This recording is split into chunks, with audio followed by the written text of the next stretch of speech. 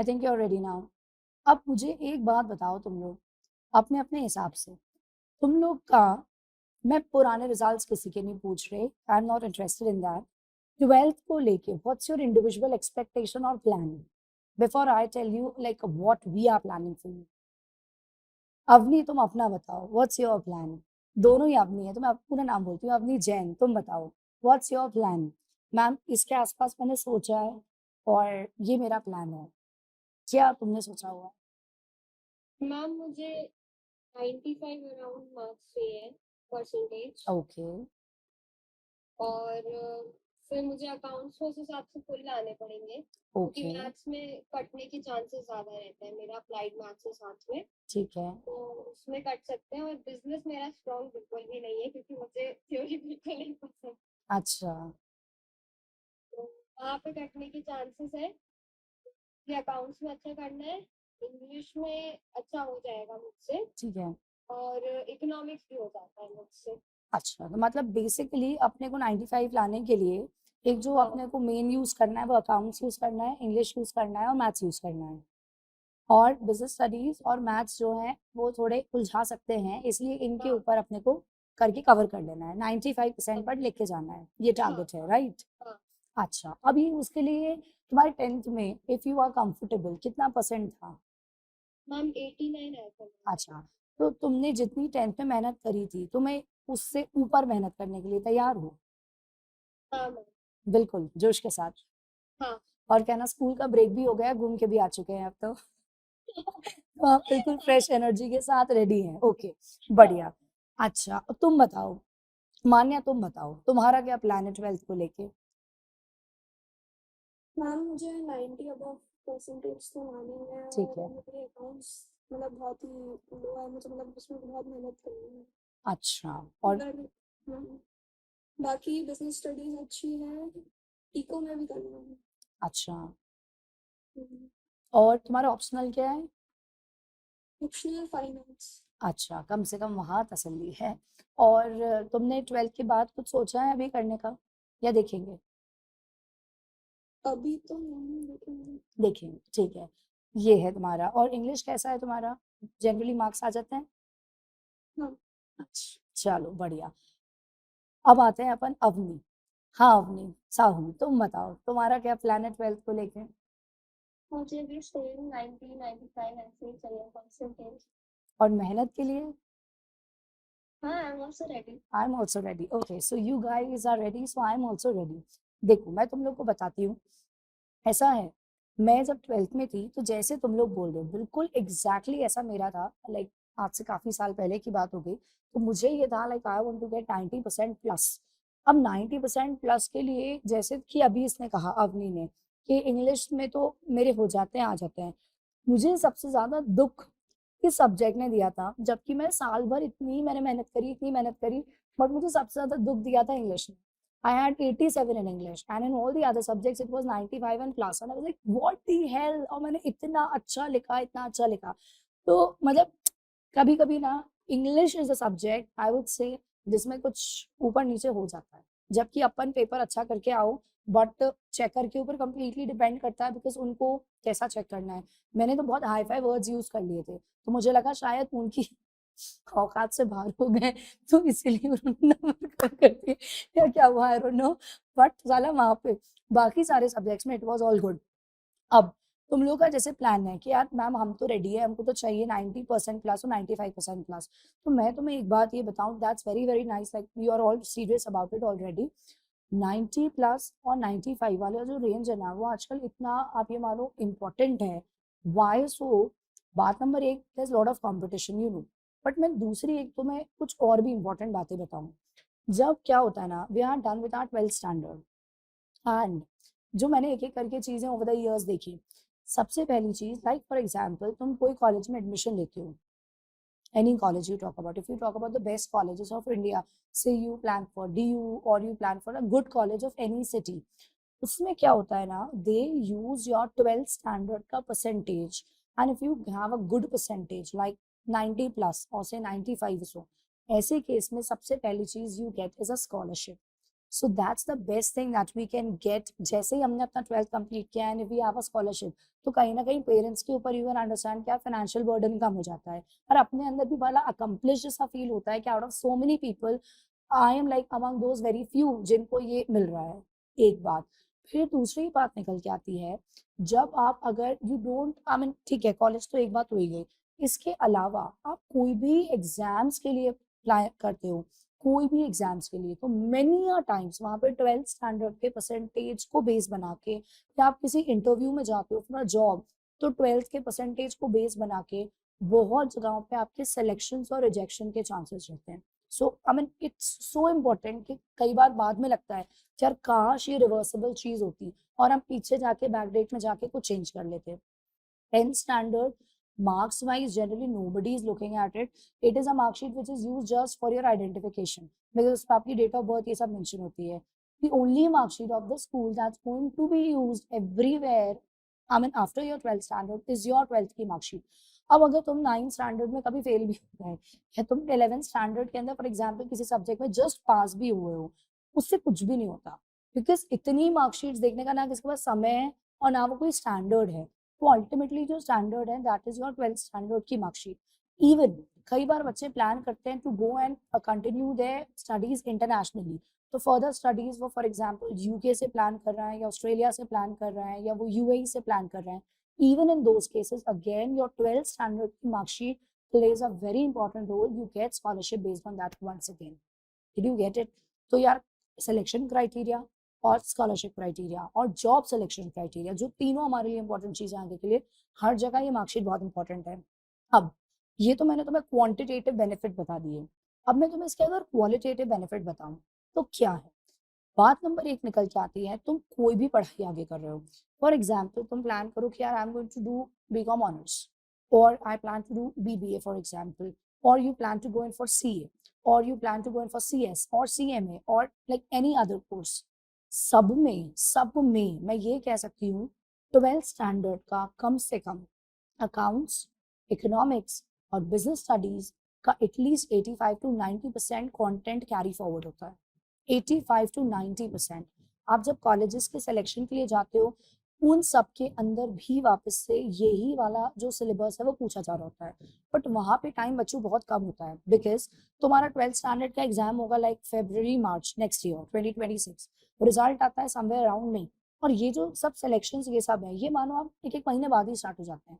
तो अगर किसी ने पूरे 12th नहीं पढ़ा और बोले मैं लास्ट के 1-2 महीने में वो सिलेक्शन के टाइम पढ़ लूंगा, तो यार इतने कम टाइम में आप इतना नहीं कवर कर पाते। बट अगर आपने वही चीज पूरे साल पढ़ी हुई होती है, तो वो चीज अब आपको आती है, अब वो कुछ भी क्वेश्चन पूछ ले, you are ready to do that and you can face it very well. तो बस मेरा तुमसे यही कहना है तुम सबसे कि 12th standard is like the great opportunity that you have, and it's an opportunity on which your career depends majorly। तो क्लास को अपने को और अपनी सेल्फ पढ़ाई को प्रॉपर रख के चलना है। अब मैम हमें कितना पढ़ना चाहिए, तुम लोग तीनों स्कूल रेगुलर जाने वाले हो क्या? अवनी से तो मेरी बात हुई थी, तुमने कहा था शायद स्कूल से थोड़ा तुम बैलेंस कर लोगी। अवनी साहू तुम्हारे स्कूल को तुम रेगुलर जाने वाली हो राइट? जाना ही है। Yes। और मान्या तुम्हारा रेगुलर। तुम लोग कितने बजे वापस आते हो स्कूल से 12th की क्लास? अराउंड 2:30। ओके 2-2:30 के आसपास, ठीक है। तो मुझे ऐसा लगता है the schedule that you girls should follow is, तुम अपने स्कूल से वापस आए, अगर स्कूल जा रहे हो तो 2 से 2:30 के आसपास, उसके बाद अपन ने अपना लंच किया, थोड़ा सा अपन ने रेस्ट किया, 4 बजे अपनी क्लास स्टार्ट हो जाएगी, 4 o'clock you join for the class will continue till 8 o'clock।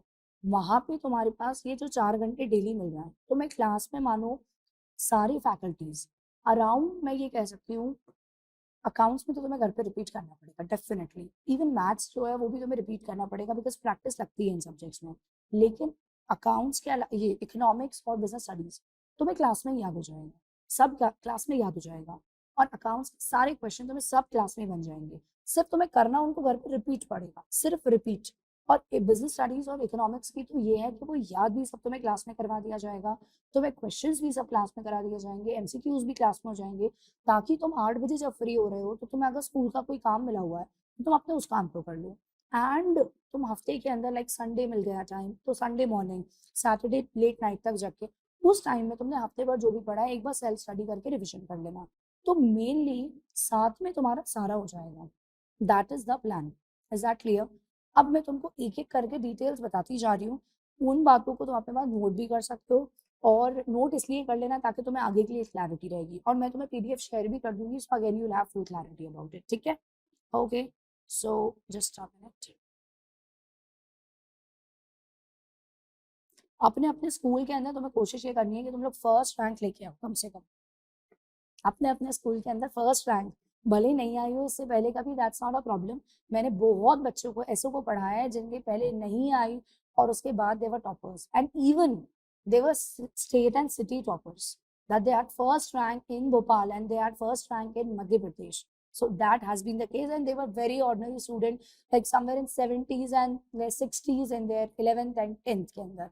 तो that's all possible। बस करना वो है जो मैं कहूँ, कहीं प्रॉब्लम हो मुझसे बात कर लो, कोई टेंशन की बात नहीं है, अपन सब डिस्कस कर लेंगे, लेकिन टारगेट से नहीं हिलना है कि यार हमको एटलीस्ट अपने स्कूल के अंदर फर्स्ट रैंक लेके आनी है। That should be your target, right? Okay, चलो अब मैं तुम्हें ये बताना चाह रही थी बेसिक डिटेल्स फैकल्टी के बारे में और सब्जेक्ट के बारे में। मेरे लिए अब मैं क्या बोलूँ, आई डोंट नो। मुझे तुम लोग जानते हो या नहीं जानते? मैं बता दूं मैं कौन हूँ? तो इतनी देर से आपसे बात कर रहे हैं, बोल रही हूँ बता दो कौन हूँ।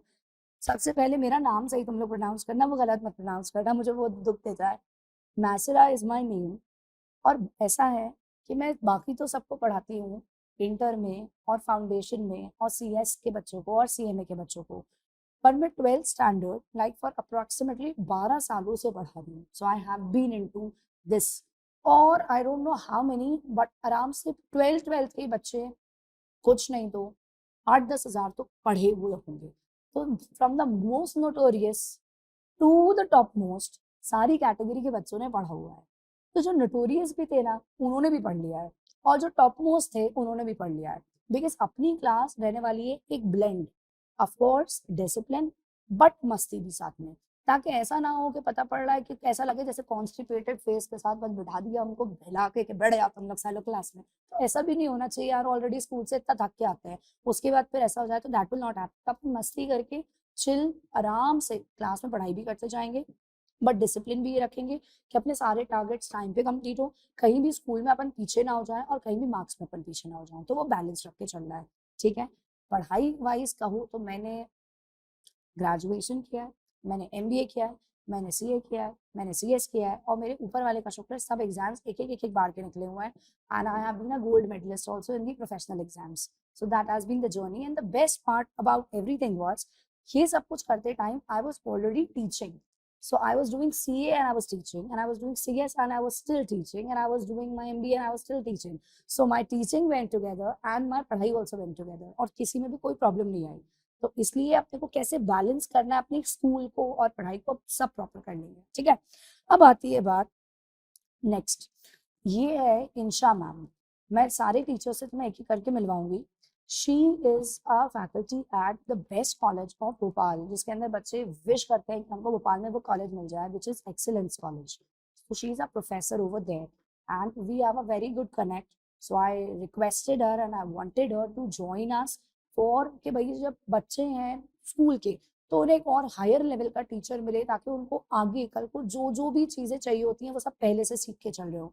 तो she is going to take your business studies. She is already completing a PhD। You understand what is PhD? You have an idea? So you become doctorate, doctor बन जाते हो आप सब्जेक्ट के, तो that's the highest level of the thing. तो she is pursuing her PhD, she is an excellence college and she take multiple subjects over there. तो ये तुम्हारी बिजनेस स्टडीज लेंगी। उसके अलावा जब क्लास में कवर करवाएंगी तो हर चीज जैसे मैंने तुम्हें बताया, नोट्स क्लास में बनेंगे, ओरल नहीं होगा सिर्फ। दूसरा, तुम्हें क्वेश्चंस क्लास में करवाएंगे, MCQs क्लास में करवाएंगे, और एक बहुत शानदार चीज होती है दैट्स कॉल्ड समरी। तो हर चैप्टर की समरी हम तुम्हें क्लास में बनवाएंगे। तो मैम तुमको बिजनेस की भी समरी बनवाएंगी, एक पेज के अंदर या बहुत से बहुत 2 पेज के अंदर तुम्हारा पूरा चैप्टर आ जाएगा। So as you have like around 14 to 15 chapters in business studies, तो तुम ये मानो अराउंड 30-35 पेजेस में पूरा बिजनेस स्टडीज का इंपॉर्टेंट वो तुम्हें समराइज करा देंगे। तो जब भी तुमको रिवाइज करना है, तुमने उठाया 2 पेज पढ़े और कहानी खत्म। So that's the way she is going to do it all for you, ठीक है। और होता क्या है, एक इंपॉर्टेंट बात बताऊं, याद आ गई तो मेंशन कर रही हूँ। जैसे तुम लोग की तीनों की बहनें सीए में रही हैं, राइट। अब सीए के अंदर तुम अपनी दीदी लोग से पूछना, one of the subject that pinches students a lot आजकल specially has become law. Law में कहानी क्या होती है कि बच्चों को समझ तो आ जाता है कि भाई क्या है लॉ, लेकिन बच्चे आंसर नहीं लिख पाते। और टीचर्स की वहां पे एक्सपेक्टेशन होती है कि बच्चे को आंसर लिखना आता है। क्यों होती है? क्योंकि उसने 11th पढ़ा है, 12th पढ़ा है, 10th पढ़ा है, 9th पढ़ा है, तो उन्हें लगता है इसको आंसर लिखना आता होगा। वो कॉन्सेप्ट पढ़ा देते हैं, बच्चा आंसर सही नहीं लिख पाता, और इंस्टीट्यूट इतनी टफ चेकिंग करता है कि बच्चा निपट जाता है। तो यहाँ पे मैम क्या कराएंगी, मैम तुमको आंसर्स लिखना सिखाएंगी। तो every class she will make you right answer. तो इससे तुम्हारा फायदा क्या होने वाला है कि you will have absolute clarity कि यार क्वेश्चन आया, कॉन्सेप्ट तो मुझे आता ही है, but how I need to put it before the checker, before the examiner, कि मेरा आंसर बेस्ट लगे वहां पे। और तुमको सोचने में प्रॉब्लम ना हो कि यार अपन ड्राफ्ट करते हैं ना, मैं पहले ये पॉइंट लिखूं या पहले ये पॉइंट लिखूं, या मैं कैसे फ्रेम करूं आंसर, कुछ नहीं बचेगा, बिकॉज वो सब क्लास में प्रैक्टिस रहेगी तुम्हारी, ठीक है। अब आती है next, Professor Yashvin ma'am. She is going to take your economics. She will be covering both the things, which is your macroeconomics and your Indian economy. Indian economy को वो कहाँ क्लास में पूरी कहानी बना के समझा देंगी, तुम्हें पता भी नहीं चलेगा। इंडियन इकोनॉमी अभी शायद तुमने थोड़ा बहुत पढ़ा हो, तो ये बेसिकली इंडिया की हिस्ट्री से स्टार्ट होता है, जब ब्रिटिशर्स थे वहां से, फिर वो डेवलपमेंट्स के बारे में बताता है, और आज क्या पोजीशन है इंडियन इकोनॉमी की वो कवर करता है। तो कई बार बच्चों के लिए वो बड़ा मोनोटोनिक हो जाता है अगर टीचर सिर्फ रीड कर देती हैं तो उनको, वैसे तो अपने आप में she is a professor, but मैंने उनको स्पेशली गाइड करा हुआ है। तो वो तुमको एक स्टोरी टेलिंग कॉन्सेप्ट के हिसाब से जो मैंने उन्हें बताया हुआ है, उस तरीके से she is going to cover Indian economy. So it will become as if कि यार हमने कोई मूवी देखी या कोई कहानी सुनी है और बात ध्यान में रह जाती है, ऐसे तुम्हें सारी बातें क्लास के अंदर हो जाएंगी कवर। वापस नोट्स क्लास में, एमसीक्यूज, रिटन क्वेश्चंस, और उसके अलावा समरी क्लास में तो वही बन जाएगी। मैक्रो इकोनॉमिक्स अगर तुमने थोड़ा बहुत पढ़ा हो, इसमें आते हैं प्रैक्टिकल्स थोड़े, तो सारे प्रैक्टिकल्स क्लास में she will make you do, और वापस से प्रॉपर नोट्स तुम्हारी क्लास में रेडी हो जाएंगे, ठीक है। Okay, now she takes what subjects other than teaching you guys, she takes multiple subjects. She takes GST, she takes economics, she takes income tax. So she has a few subjects that she takes for college students right from first year till final year. तो she has been into this, तो ये तुम्हारा ये लेने वाली है। अब आती है बात मैथ्स की। तो मुझे लगता है, मैं तुम्हें मैथ्स का डिटेल तो दे दूं, खैर अगर तुम में से कोई भी बच्चा ये प्लान कर रहा है कि मेरे को फ्यूचर के अंदर सीए करना है बाय चांस, अगर ये ध्यान में है, या तुम्हें किसी कॉम्पिटिटिव एग्जाम को देना है जिसमें मैथ्स आता है, तो मैं तुम्हें ये रेकमेंड करूंगी कि 12th में भले ही तुमने स्कूल में मैथ्स ना लिया हो, बट मैथ्स साथ में पढ़ते चलना। बिकॉज होगा इससे ये कि तुम्हारी बाद में जो बच्चे को परेशानी होती है वो नहीं होगी, बिल्कुल परेशानी अराइज नहीं होगी। और मैथ्स अगर है तो पढ़ना ही है। तो सचिन सर की अगर मैं बात करूं, सचिन सर का मैं अगर बताऊं, तो he is a teacher of IIT students, JEE students, 12th standard and CA foundation with us. ये सारी चीजें ही टेक्स। उसके बाद क्लास में तुम ये मानो हाईएस्ट लेवल ऑफ क्वेश्चंस। मैं एक बच्ची का तुम्हें एग्जांपल दूंगी। There was a girl in CA foundation, 3 attempts वो बैक टू बैक बेचारी ने जहां भी पढ़ा वो फेल हो रही थी। She came to us 35 days around before exam कि please if you can help. Maths के अंदर वो पास ही नहीं हो रही होती थी, और उसने 35 दिन में से 30 दिन से सचिन सर से क्लास ली है, और उस 30 डेज के अंदर उसके अंदर ये कॉन्फिडेंस आ गया था कि मैं किसी सब्जेक्ट में पास हो ना हूं, लेकिन मैं मैथ्स में तो पक्का पास हो जाऊंगी। And she was able to clear our examination. So that is what I am telling you, he makes the subject very easy. दूसरी एक अच्छाई की बात तुम्हें सब फैकल्टी में मिलेगी 100%। कोई डाउट तुम्हारा ऐसा नहीं होगा कि कोई मजाक बनाए तुम्हारे डाउट का। बिकॉज एक ये बहुत बुरी आदत होती है, जब स्पेशली बहुत सारे बच्चे होते हैं तो हम डाउट पूछने में हिचकते हैं कि यार मैं पूछूं नहीं पूछूं।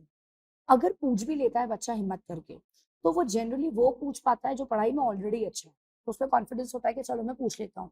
बेचारा जो एवरेज बच्चा है वो नहीं पूछ पाता डाउट, क्योंकि उसे पता है मैं पूछूंगा, सर ने अगर या मैम ने मुझसे कुछ क्रॉस क्वेश्चन कर लिया और मैं जवाब नहीं दे पाया तो मेरी बद्दी हो जाएगी। तो बेचारा चुप रहता है कि यार ठीक है, जो इन्होंने पढ़ा दिया मैं निगाहों से बच के चुपचाप लिख लूंगा, खत्म करूँ।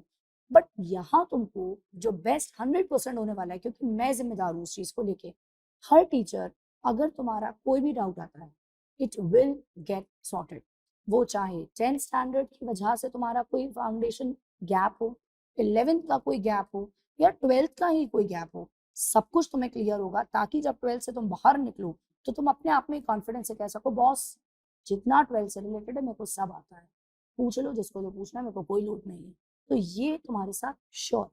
तो तुम्हें मैथ्स जब ये कराते हैं, मैथ्स में इतना पेशेंटली कराते हैं, एक एक स्टेप लिखकर, ओरल नहीं कि एक स्टेप लिखा, दो ओरल बोले और तीसरा चौथा लिख दिया, एक एक स्टेप लिखकर, और उसके बाद भी आपको डाउट है तो आप आराम से माइक ऑन करके मैसेज में लिख के, चैट में लिख के उनसे डाउट क्लियर कर सकते हैं।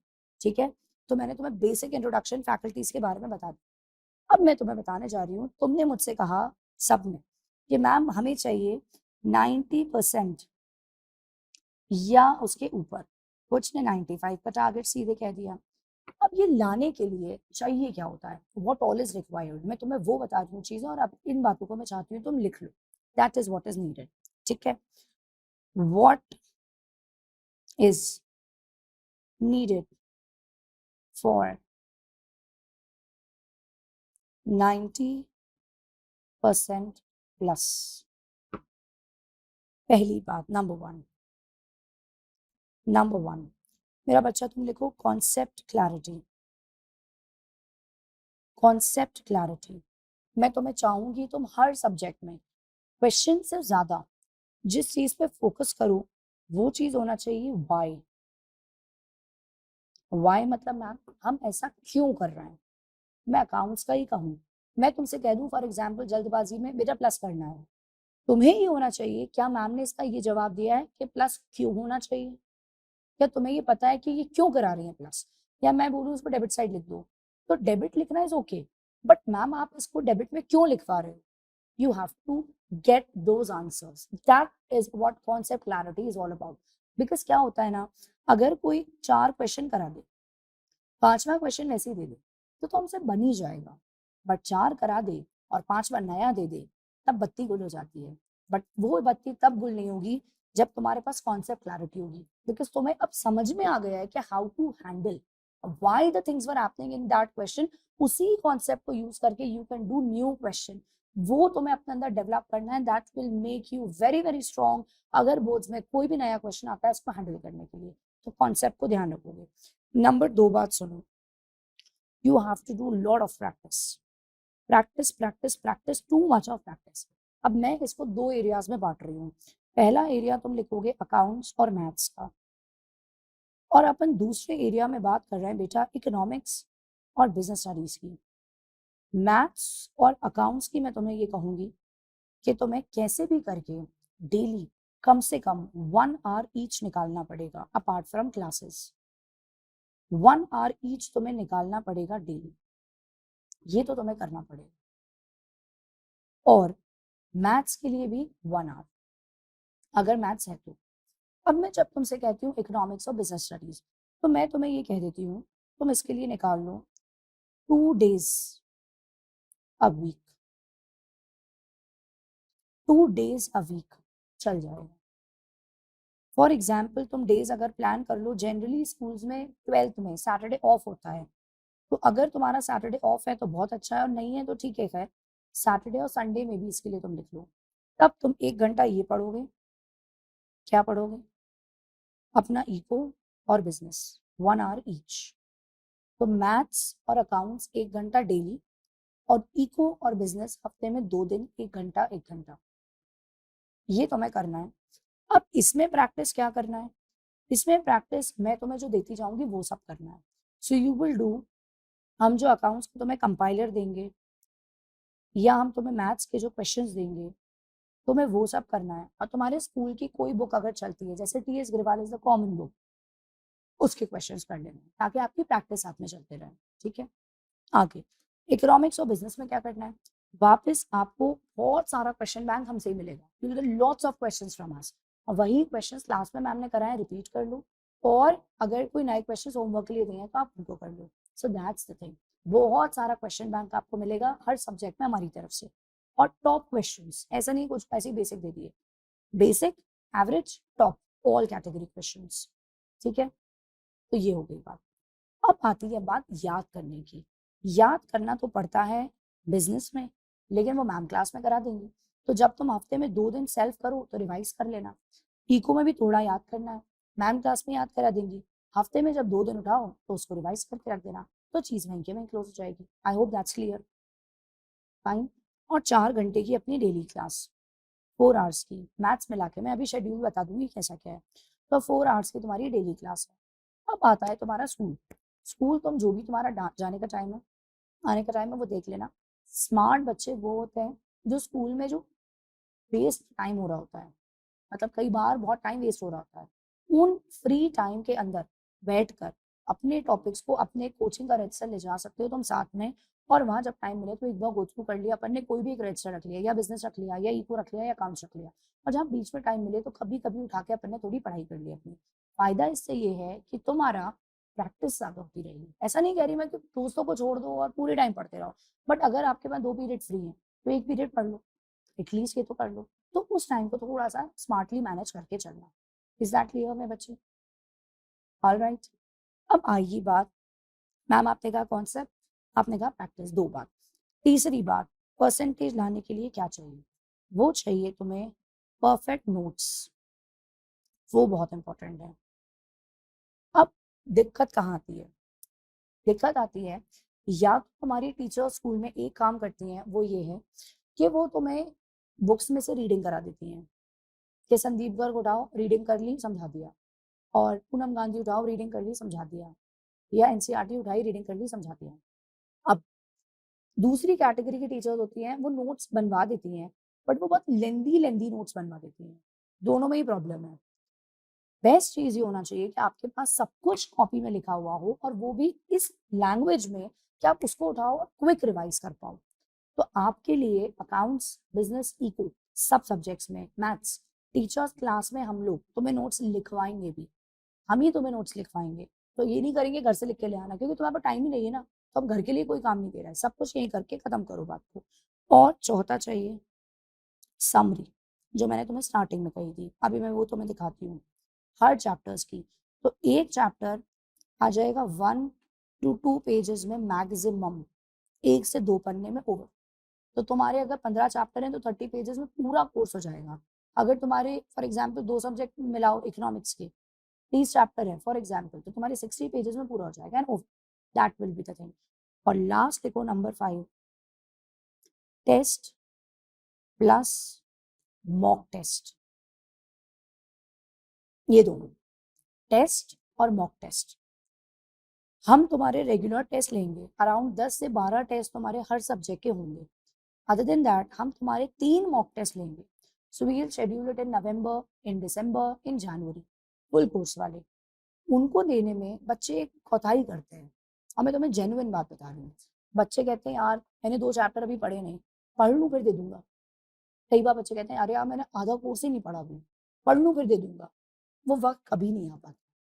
तो हमें शुरू से ही समझ के चलना है कि आज जो मैम कराती जा रही है हम क्लास में ही अच्छे से सीख लें, ताकि जब ये टेस्ट का कहें हम टेस्ट के लिए रेडी रहें। तुम टेस्ट से अगर मन छुड़ाओगे तो तुम्हें एग्जाम तो देना है, और एग्जाम में सीधे पहुंचो। पता है ये कैसा है, सुनना। जैसे कोई इंसान को फॉर एग्जाम्पल मैं कहूँ मॉडलिंग कॉम्पिटिशन में जाना है। अभी भाई मॉडलिंग में जाना है, तुम्हें रैंप वॉक तुम्हें करनी है, और तुमने हील्स पहन के पहले ही टेस्ट नहीं करी, तुमने कहा कुछ नहीं होता मैं तो वही पहन के कर लूंगा, क्या होगा? टक से गिर जाएंगे। मतलब बड़ी वाली भद्दी हो जाती है। दैट इज द थिंग कि आपको किसी पार्टी में जाना है, आपने कहा बाद में देख लेंगे, बाद में देख लेंगे, और जब बिल्कुल पहुंचने का टाइम है तब आपने ड्रेस पहन के फिटिंग चेक करी, आपने कहा लो यार ये तो इतना लूज है, मैं कैसे करूँ? ये कहानी होती है। तो अगर आप टेस्ट देते हो तो it's just a rehearsal. Marks कम आए, एवरेज आए, ज्यादा आए, व्हाटएवर इट इज, बट आप टेस्ट देके अपनी पोजीशन समझ लेते हो कि यार बचे टाइम में मुझे ऐसे सुधारना है। फुल कोर्स टेस्ट भी इसलिए इंपॉर्टेंट है। तो तुम्हें मैंने 5 बातें बताई हैं 12th में 90 प्लस लाने के लिए।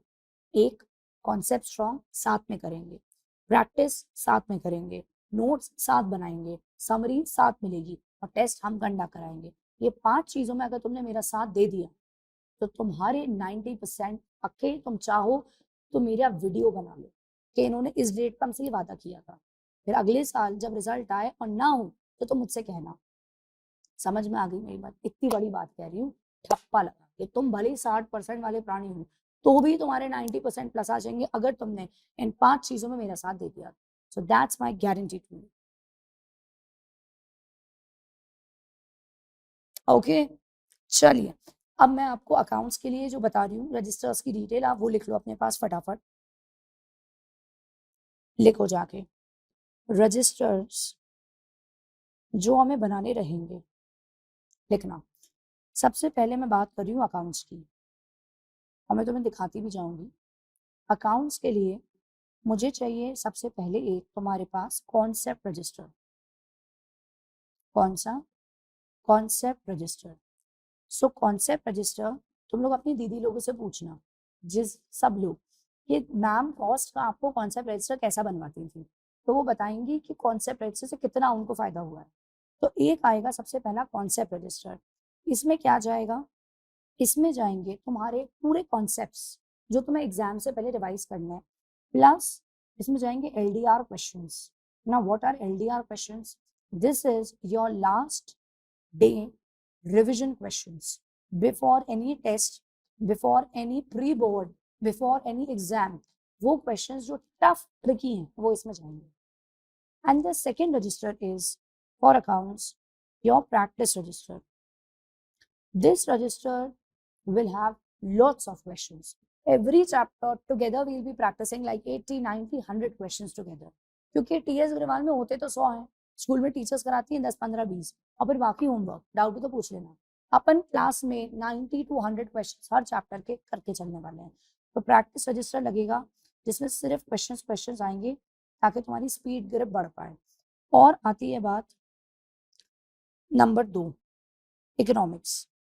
तुम्हें इसमें चाहिए एक माइक्रो का रजिस्टर, एक चाहिए इंडियन इकोनॉमी का रजिस्टर। फिर आता है बिजनेस स्टडीज। इसमें तुम एक रजिस्टर बना लो, एक रजिस्टर बना लो कॉन्सेप्ट के लिए और एक रजिस्टर बना लो क्वेश्चन प्रैक्टिस के लिए, क्वेश्चन प्रैक्टिस के लिए। और फिर आता है मैथ्स। तो मैथ्स के लिए तुम अभी एक थिक रजिस्टर बना लो, बस उतना काफ़ी है। तो तुम्हारे पास टोटल रजिस्टर्स की डिटेल हो गई कि 1, 2, 3, 4, 5, 6, 7, 7 रजिस्टर्स, ठीक है, इंक्लूडिंग मैथ्स। और जिनका मैथ्स नहीं है तो 6 रजिस्टर्स हो गए।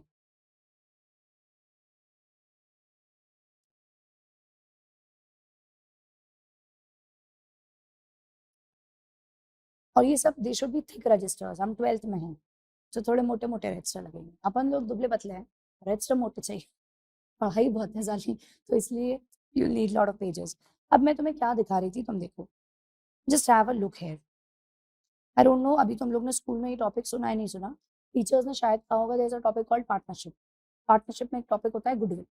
अभी गुडविल के ये जैसे है, so now this is the kind of summary that I'm talking about, quick revision material in such like one page, पूरे टॉपिक, पूरा concept you will have of accounts एक एक पन्ने में। मैं तुम्हें और दिखाऊं चैप्टर्स, ये हुआ एडमिशन ऑफ अ पार्टनर, किसी अपने सीनियर से पूछना, इट्स लाइक बहुत बड़ा चैप्टर, ये हुआ और ये हुआ। इसके अंदर 2 पेजेस में 2 स्लाइड्स में एडमिशन ऑफ पार्टनर खत्म। आगे रिटायरमेंट ऑफ पार्टनर, इतनी स्लाइड में और इतनी स्लाइड में रिटायरमेंट ऑफ पार्टनर खत्म। तो तुम्हारे टॉपिक्स ये है डेथ ऑफ अ पार्टनर, एक स्लाइड में डेथ ऑफ पार्टनर खत्म। तो एक पेज में या 2 पेज में मैं तुम्हारा पूरा का पूरा समराइज करवा देती हूँ कॉन्सेप्ट। तुम फटाफट फटाफट रिवाइज करोगे, एकदम स्ट्रांग हो जाएगा। तो this is the kind of summary I am talking about for all subjects.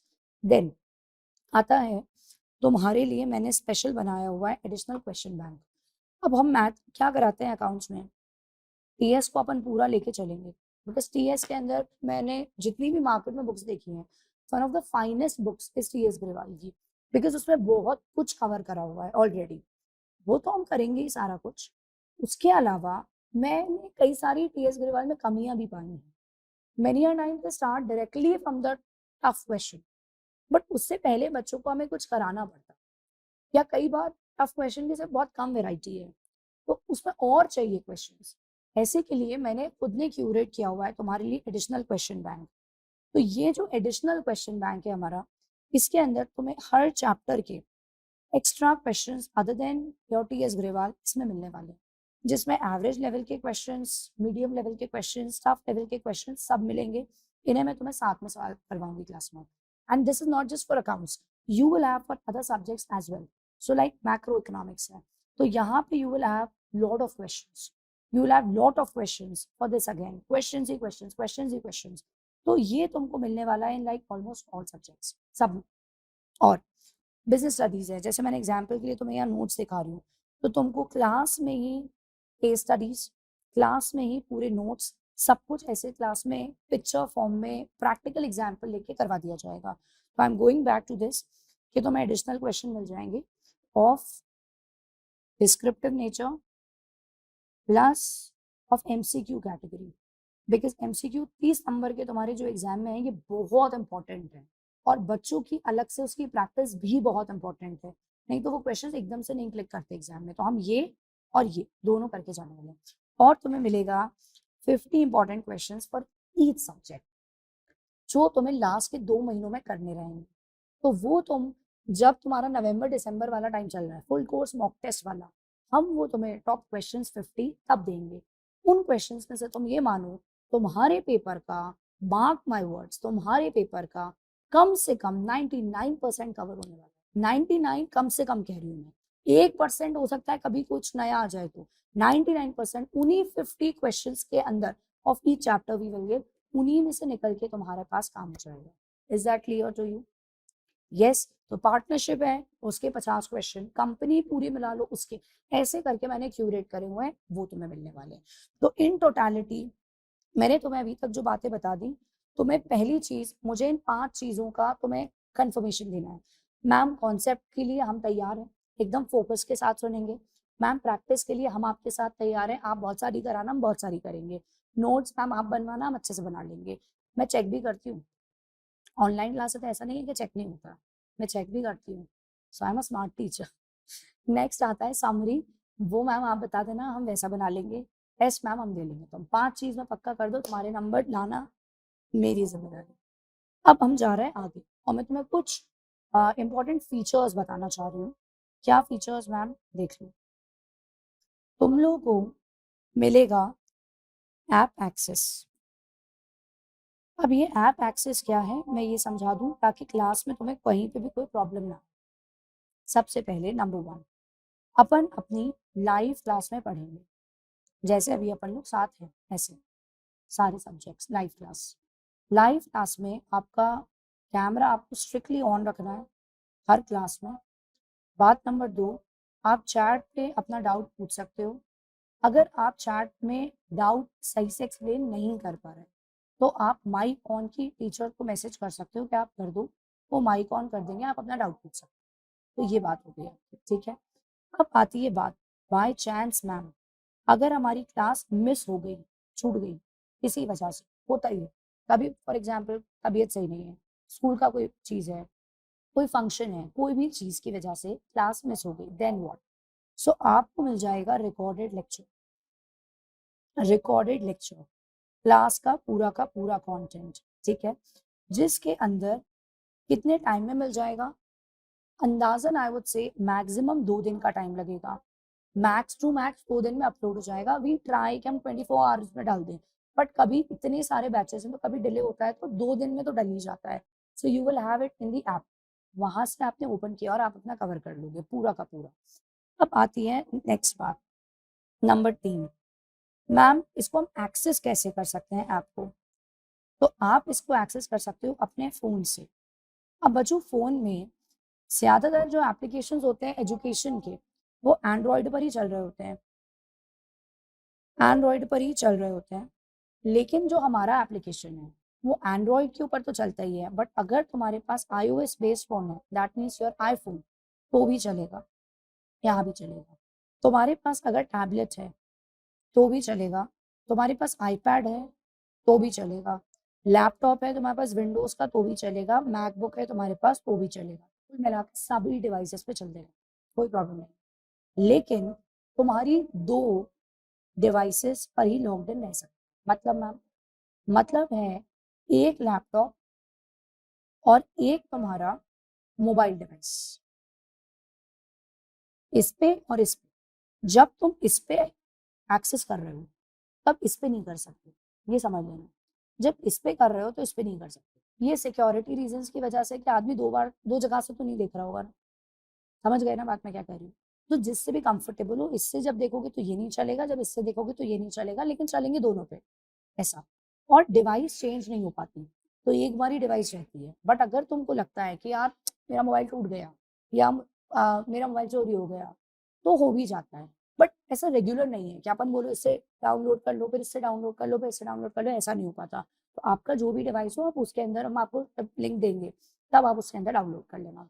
Then number 4 होगा ऐप में ही तुम्हारा टेस्ट। तो तुम्हारे एमसीक्यू टेस्ट ऐप में ही हो जाएंगे, जिसमें लगा होगा टाइमर। तो मैंने तुम्हें फॉर एग्जांपल 30 क्वेश्चंस का टेस्ट दिया, सुन रहे हो तो मेरी बात पूरी?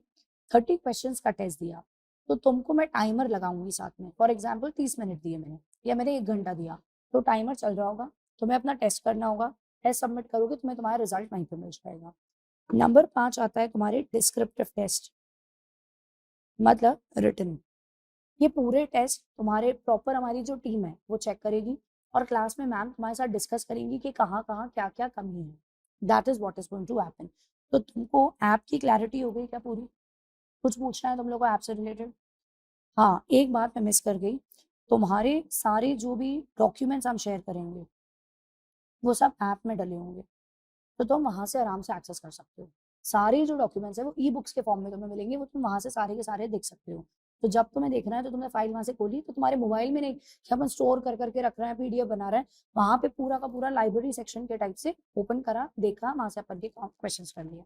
ये तुम्हारा टोटल ऐप का सिस्टम चलने वाला है। अब यहाँ तक किसी को कुछ भी पूछना है तो पूछ ले। मैं 2 मिनट रुक जाऊं? 2 मिनट? तुम्हारे मन में कुछ सवाल आए कुछ भी कि मैम ये कैसे होगा, वो कैसे होगा, आराम से पूछ सकते हो।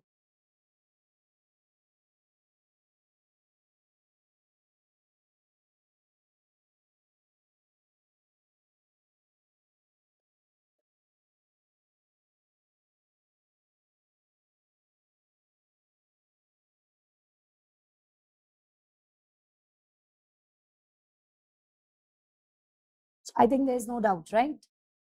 अब मैं अगली बात तुम्हें बता रही हूँ कि हमारा टाइमलाइन क्या है। हमारी टाइमलाइन क्या है कि सिलेबस हम कब तक कंप्लीट करना प्लान करते हैं। हमारी टाइमलाइन है कि हम हमारा सिलेबस तुम्हारे साथ अक्टूबर से लेके नवंबर, डिपेंड्स ऑन दी सब्जेक्ट। जैसे इकोनॉमिक्स बिजनेस है तो अक्टूबर तक क्लोज, और मैथ्स या अकाउंट्स है तो मिड नवंबर के आसपास तक we will close it.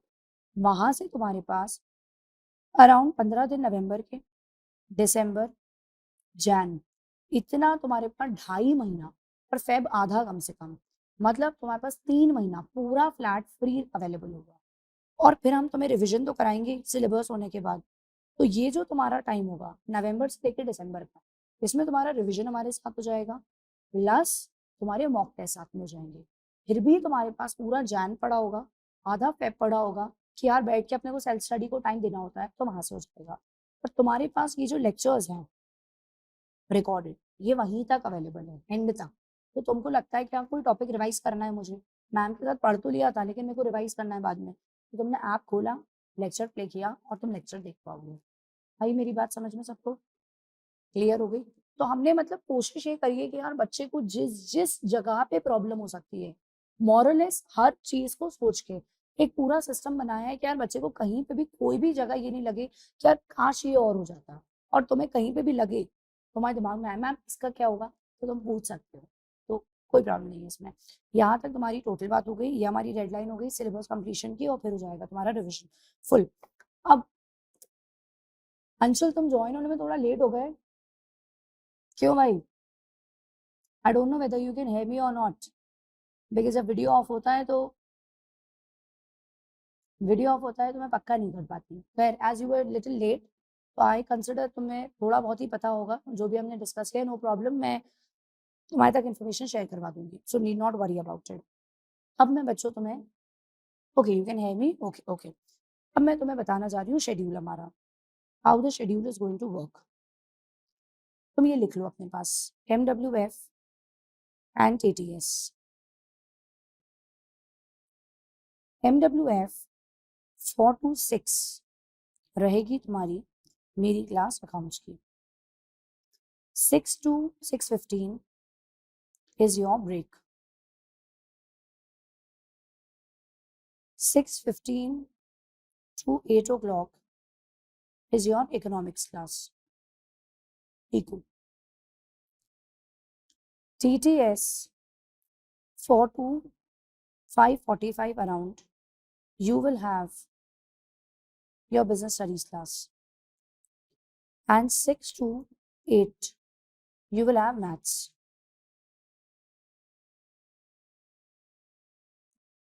Okay?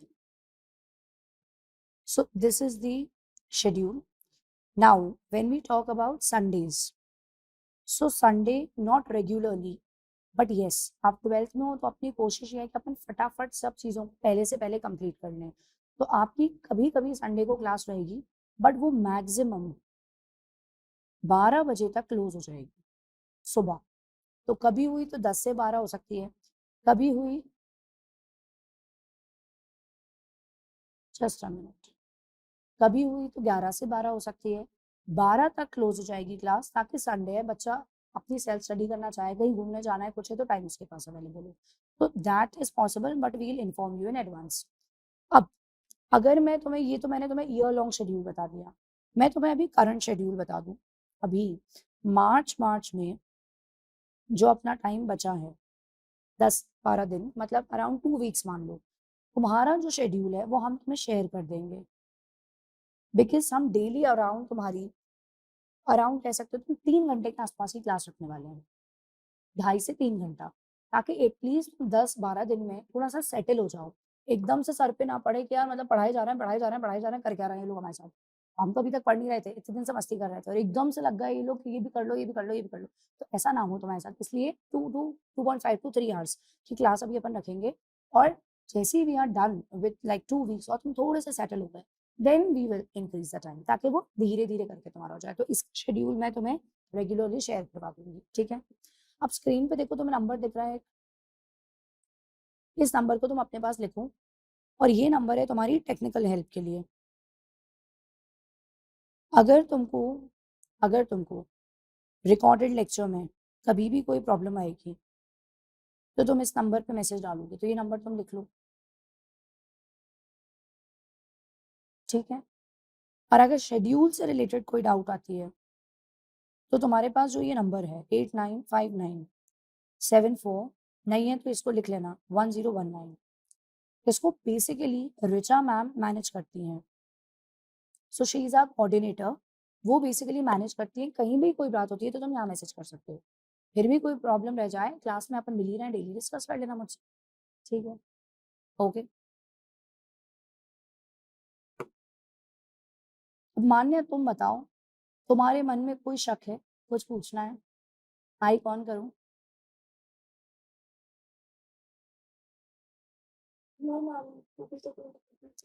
अभी तो मैंने पढ़ाया नहीं है खैर, लेकिन ओवरऑल समझ में आ गया किसी चीज में कुछ? तुमने 11th स्टैंडर्ड कैसे किया था, ऑनलाइन किया था या ऑफलाइन किया था? कोचिंग गई थी, कहाँ? सेल्फ स्टडी करा। अच्छा, सेल्फ किया था, ठीक है। तो कहीं पे कोई बेस अगर थोड़ा ऊपर नीचे होगा भी तो देयर इज नो प्रॉब्लम, अपन सब कवर कर लेंगे क्लास के अंदर, ठीक है। चलो, अब तुम लोगों के पास एक रजिस्टर मेरे लिए है अकाउंट्स के लिए मौजूद अभी, अगर हम थोड़ा सा पढ़ना स्टार्ट कर दें तो। Do you have one register with you? चलो तो रजिस्टर निकालो, और मैं चाह रही हूँ अपन थोड़ी बहुत पढ़ाई कर लें। You want to ask something Avni? हाँ, बोलो, मैंने तुम्हें अनम्यूट का ऑप्शन दे दिया। आ रही है मेरी आवाज आपको? यस। मैम अकाउंट्स और इकोनॉमिक्स में अपन लोग कौन सी बुक से चालू करेंगे पहले? कौन सी बुक से चालू करेंगे? अकाउंट्स में मैं रेशियो से स्टार्ट करूंगी। रेशियोज, अकाउंट्स में रेशियो, यस। ठीक है। और इकोनॉमिक्स में इकोनॉमिक्स में अपन मैक्रो से स्टार्ट करेंगे। मैक्रो, ठीक है मैम। मैम तो अकाउंट्स में रेशियो आप एक बार बताएंगे कौन सी बुक है? एनालिसिस वाली, एनालिसिस ऑफ फाइनेंशियल स्टेटमेंट। अच्छा ओके, मतलब वो पतली वाली ना जिसमें से पतली 40 वाली, नंबर? हाँ हाँ हाँ, हाँ वही ठीक वही है वही ठीक वही। पतली से शुरू है। करेंगे फिर मोटी पे जाएंगे। हाँ हाँ ठीक है ठीक, चलो। ओके, चलो और भाई। मैम जो हाँ, लेक्चर्स हमारे ऐप में रहेंगे उसमें व्यूज का कुछ सिस्टम व्यूज का है? सिस्टम है, 2 व्यूज रहते हैं। 2 जी। व्यूज का मतलब है, सब लोग समझ लेना 2 व्यूज का मतलब क्या होता है भाई। जैसे मानो एक कोई लेक्चर 60 मिनट्स का है, 60 मिनट, तो तुम लोग के पास 2 व्यूज हैं, इसका मतलब it can get played for 120 minutes. अब what does this mean ma'am? या तो आदमी ने वीडियो लगाया तो पूरा देख ले एक बार, और जब बाद में देखना है तो एक बार पूरा फिर से देख ले। दूसरी बात ये है कि आपने देखा, फिर आपने पीछे करा, फिर आपने देखा, फिर आपने पीछे करा, फिर आपने देखा। तो इसके अंदर अगर आपके 100 मिनट्स चले गए तो आप समझ सकते हो कि ऑलमोस्ट आपके 2 व्यू जा चुके हैं। Did you get what I am saying? But उसको लेकर बहुत चिंता मत करना, बिकॉज लाइव क्लास पढ़ रहे हो तो कुछ भी नहीं छूटेगा कि तुम्हें लगे कि यार मतलब कुछ छूट गया। एक बार छूटा तो देखने का टाइम लगेगा, दूसरी बार तो हार्डली टाइम बचेगा और तुम्हारी नीड आएगी। बट फिर भी कभी ऐसा होता है तो कोई चिंता की बात नहीं है, अपन सब मैनेज, सब हो जाएगा। ठीक है, वैसे 2 व्यूज है हमारे स्टैंडर्ड। ठीक है, किसी को और कोई क्वेश्चन पूछना है क्या बेटा? नहीं, तो अपन शुरू करते हैं अपनी पढ़ाई के साथ। ओके, शुरू करते हैं अपन अपनी पढ़ाई के साथ। आ जाओ, अपनी कॉपी में हेडिंग डालो, थोड़ी सी पढ़ाई कर लें।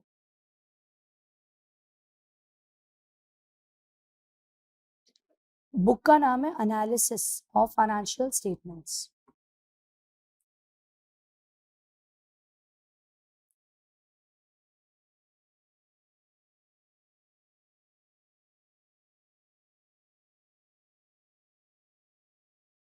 एनालिसिस ऑफ फाइनेंशियल स्टेटमेंट्स वाली बुक है। टॉपिक का नाम है बॉस रेशियो एनालिसिस या अकाउंटिंग रेशियोज। रेशियो एनालिसिस या अकाउंटिंग रेशियोज।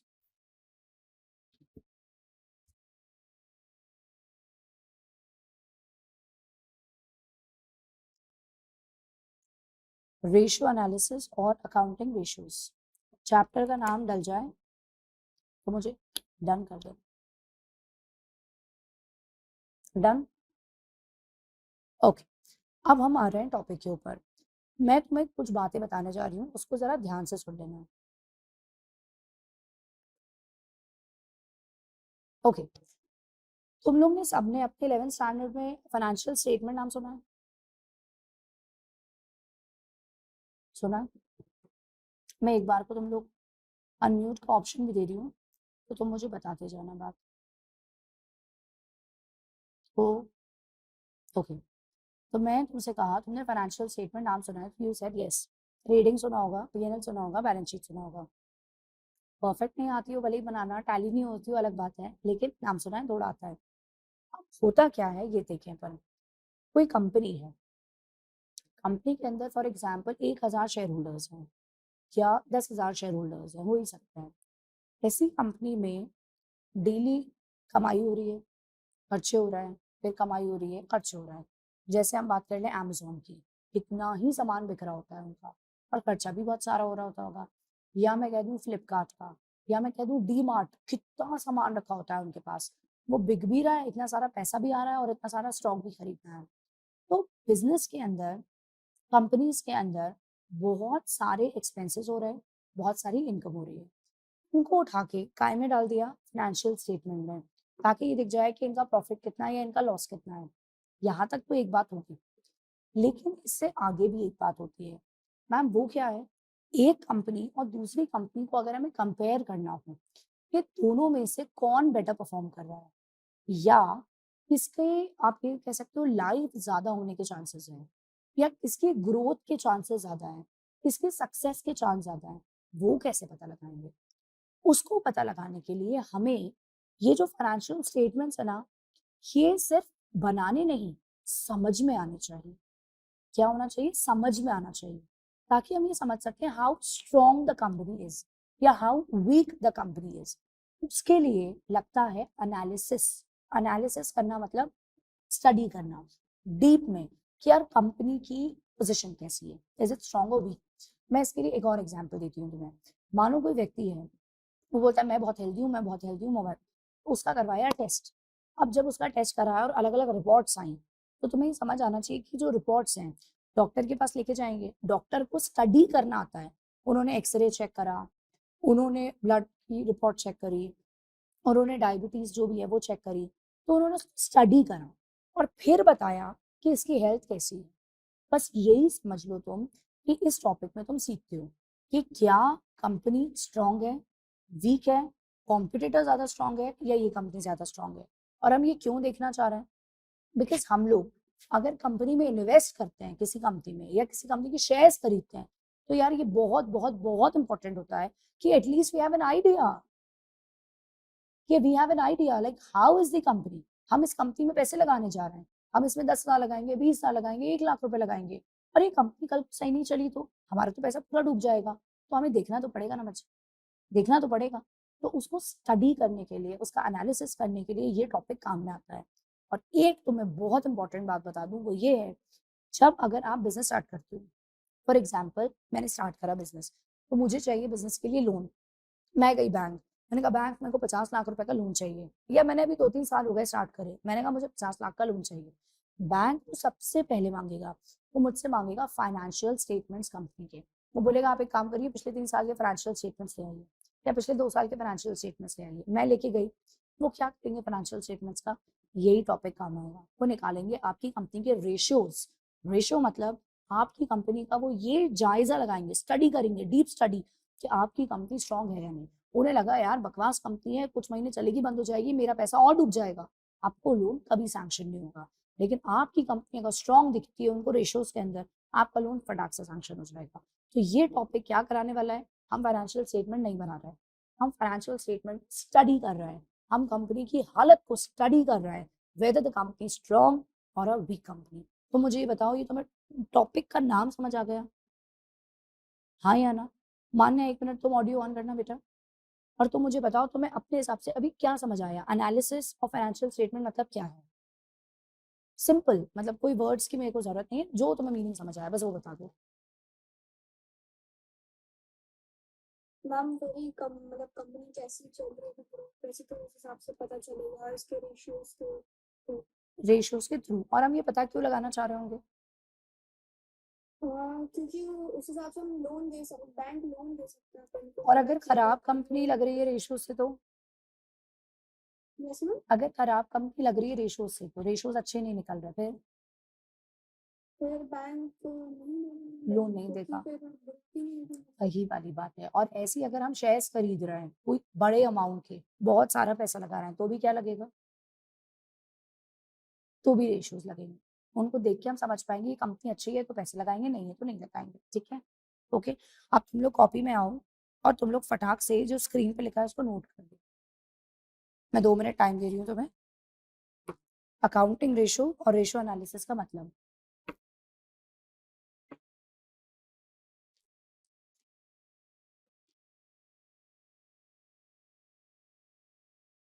अकाउंटिंग रेशियो और रेशियो एनालिसिस दोनों का मीनिंग। मैम मुझे तो स्क्रीन पे कुछ नहीं दिख रहा है।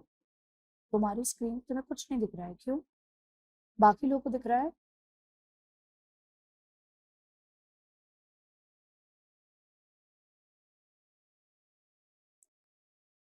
मुझे तो हाँ मैम लगता दिख है रहा है। बाकी लोग को दिख रहा होगा।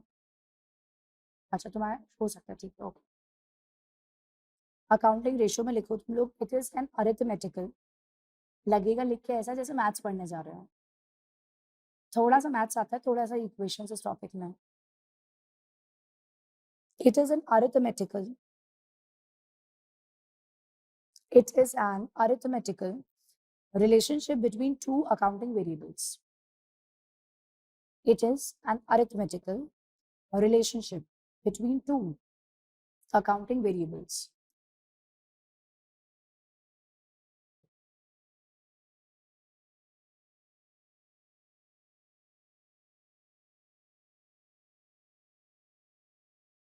आगे लिखो next, ratio analysis.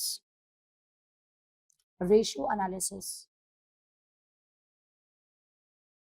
Ratio analysis, it is a technique, it is a technique, it is a technique of analysis, of analysis, analysis मतलब क्या होता है, स्टडी करना किसी भी चीज को गहराई से। So it is a technique of analysis of financial statements, company के फाइनेंशियल स्टेटमेंट्स को हम स्टडी करना चाह रहे हैं। To conduct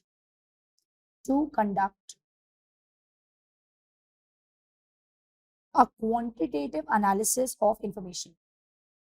To conduct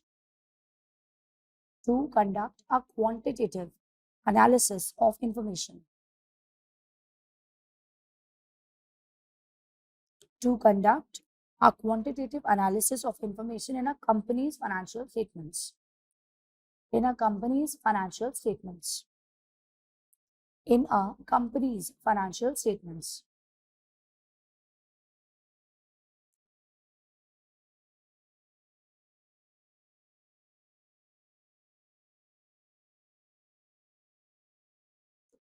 Is that done?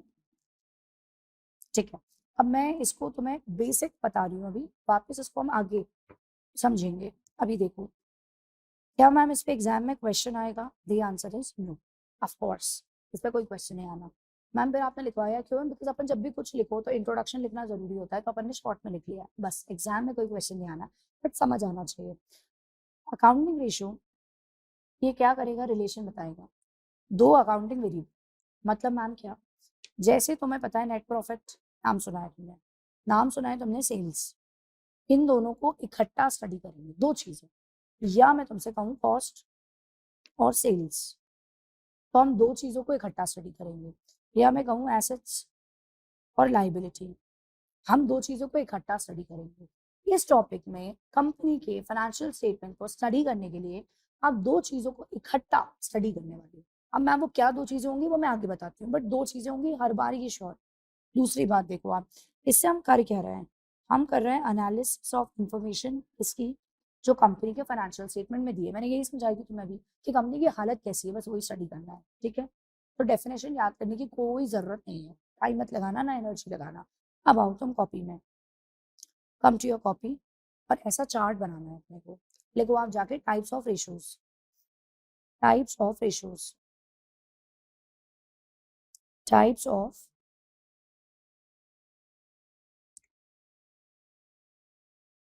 ratios. I hope you guys have got like scale and things. नहीं हो तो प्लीज ले लेना स्केल, पेंसिल होना चाहिए, दो तीन कलर के पेन, एक दो हाइलाइटर्स, मतलब ऐसे अच्छे से स्टेशनरी हो अपने पास। मेरे पास सब कुछ क्या है, आईपैड में इनबिल्ट है, तो मैं रंग बिरंगा काम करती रहूंगी थ्रू आउट, तुम भी मार्किंग करते चलो, इसलिए you should have all this. लिखो पहला, लिक्विडिटी और short term solvency ratios, liquidity और short term solvency ratios, liquidity और short term solvency ratios.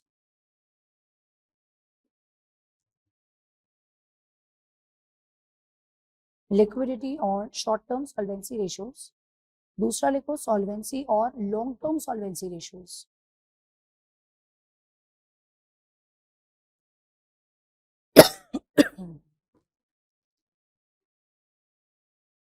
Solvency और लॉन्ग टर्म सॉल्वेंसी रेशियोज।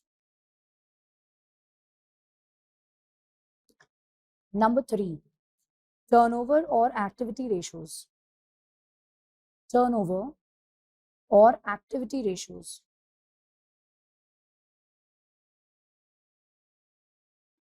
और number 4, profitability ratios, profitability ratios, profitability ratios. 4, 1 2 3 4, ये बात याद रखने की है क्या ma'am? Answer is yes. Question इस पे भी नहीं आएगा एग्जाम में सीधा, लेकिन तुम्हें पता होना चाहिए कि 4 कैटेगरीज में रेशियोज को बांटा गया है। आ जाओ पहले पे, और सिर्फ अभी ये दो नाम लिख लो, बाकी मैं धीरे धीरे करके लिखवाती जाऊंगी, अभी सिर्फ ये दो नाम लिख लो। लिखो इसमें करंट रेशो,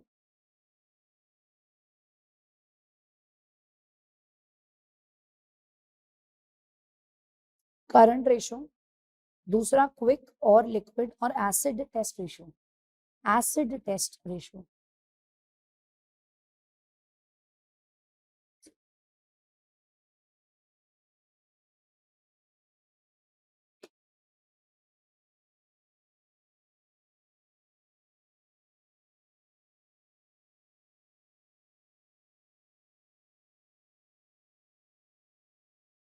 डन।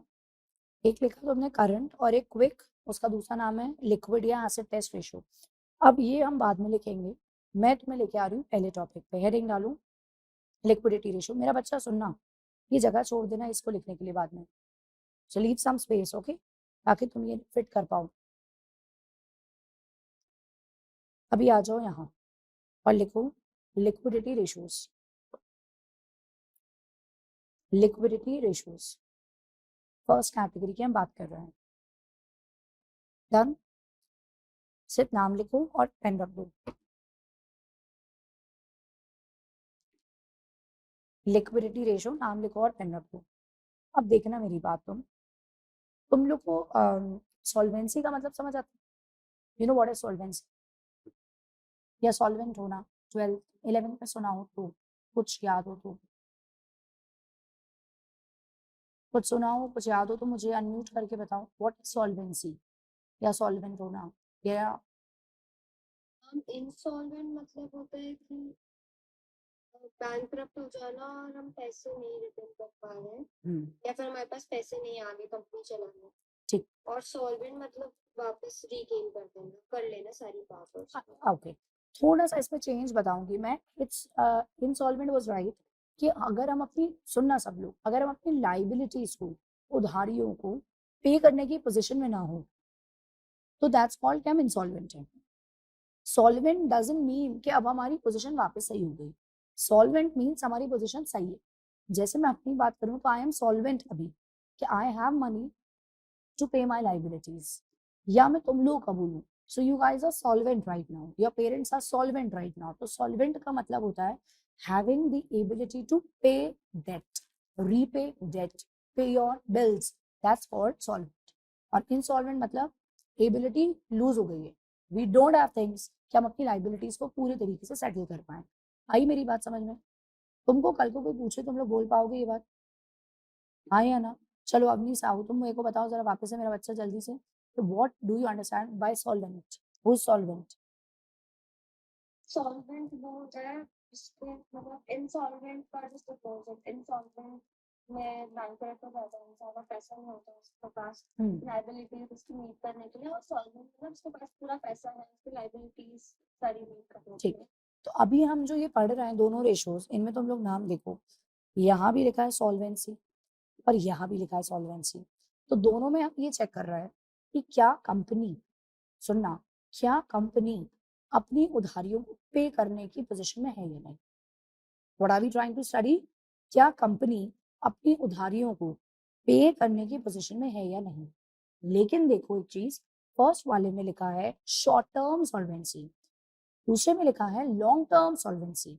तो जब वर्ड मेरा बच्चा शॉर्ट टर्म लिखा है तो इसका मतलब हम क्या देख रहे हैं, सुनना बात, इसमें हम देख रहे हैं अगर तुम्हारी कोई उधारी, आई रिपीट, अगर कोई तुम्हारी उधारी आने वाले 12 महीनों में पे होनी है, शॉर्ट टर्म में 12 महीनों में जो भी तुम्हारी उधारियां हैं, क्या तुम वो पे करने की पोजीशन में हो या नहीं। जबकि लॉन्ग टर्म सॉल्वेंसी क्या बताएगा, जो तुम्हारी लॉन्ग टर्म उधारियां हैं, 2 साल बाद की, 3 साल बाद की, 5 साल, 10 साल, क्या तुम उनको पे करने की पोजीशन में हो या नहीं। तो 2 कैटेगरीज हो गई।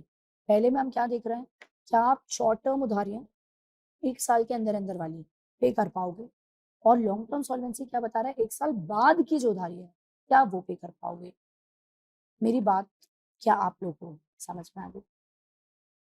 पक्का? पक्का मैम, तो आप इस बात को यहाँ पे लिख लो अपने पास, जहां आपने लिखा लिक्विडिटी रेशो उसके नीचे आप लिख लीजिएगा, मैं साइड में लिख रही हूँ, these ratios help us evaluate the short term solvency or ability of business to repay its liabilities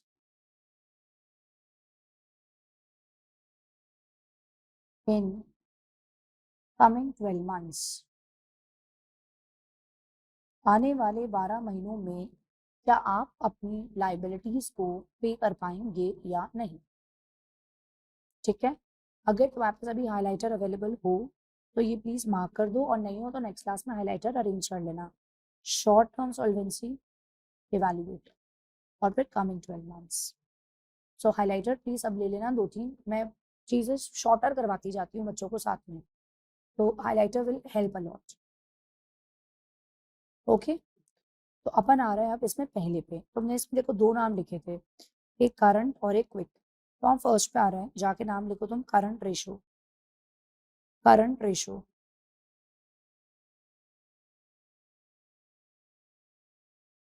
current ratio.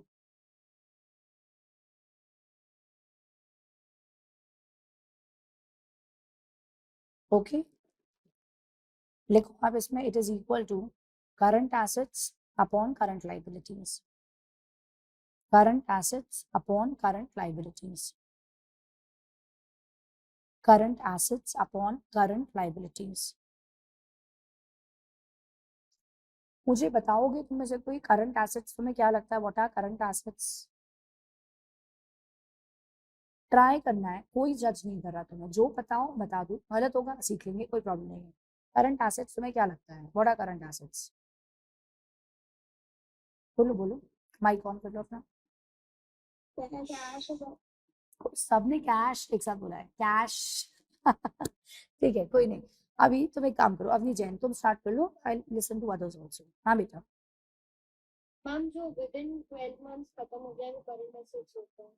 अच्छा, जैसे जैसे कि अगर टीचर चौक यूज करती है ठीक है। तो उसका टाइम पीरियड शॉर्ट है तो वो तुरंत ही खत्म हो जाएगा, तो उसको हम करंट एसेट बोल रहे हैं। अच्छा, और हम कैश बोल सकते हैं क्योंकि कैश अगर हम लगाते हैं वो हम यूज करने के बाद वो हमारा तुरंत खत्म हो जाता है, तो उसको भी हम करंट एसेट बोल रहे हैं। बट अगर देखा जाए मशीन, तो मशीन बहुत समय तक हम यूज कर सकते हैं, मतलब 1-2 साल को हम यूज करेंगे क्योंकि उसका एक्सपेंस बहुत ज्यादा होता है, तो उसको हम नॉन करंट एसेट बोलेंगे। अच्छा, ठीक है। और कौन बता रहा था, कुछ बता रहे थे आप लोग? करंट एसेट, बोलो बोलो, कौन बोल रहा था?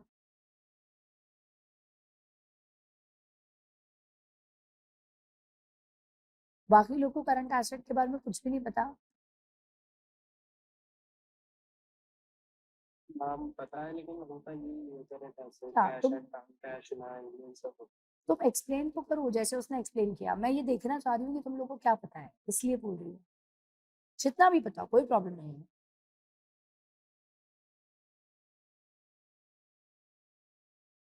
मैम वही अब जैसे मशीन है तो वो करंट एसेट तो हो नहीं सकती क्योंकि वो अपन को लॉन्ग टर्म में बेनिफिट देती है और अपन उसको ज्यादातर यूज कर सकते हैं। वैसे ही जैसा कैश हुआ, कैश बैंक में हुआ, तो वो अपन को अपना बिजनेस ग्रो करने के लिए लगाना ही पड़ता है ताकि अपन अच्छी स्टेज पे पहुंच पाए।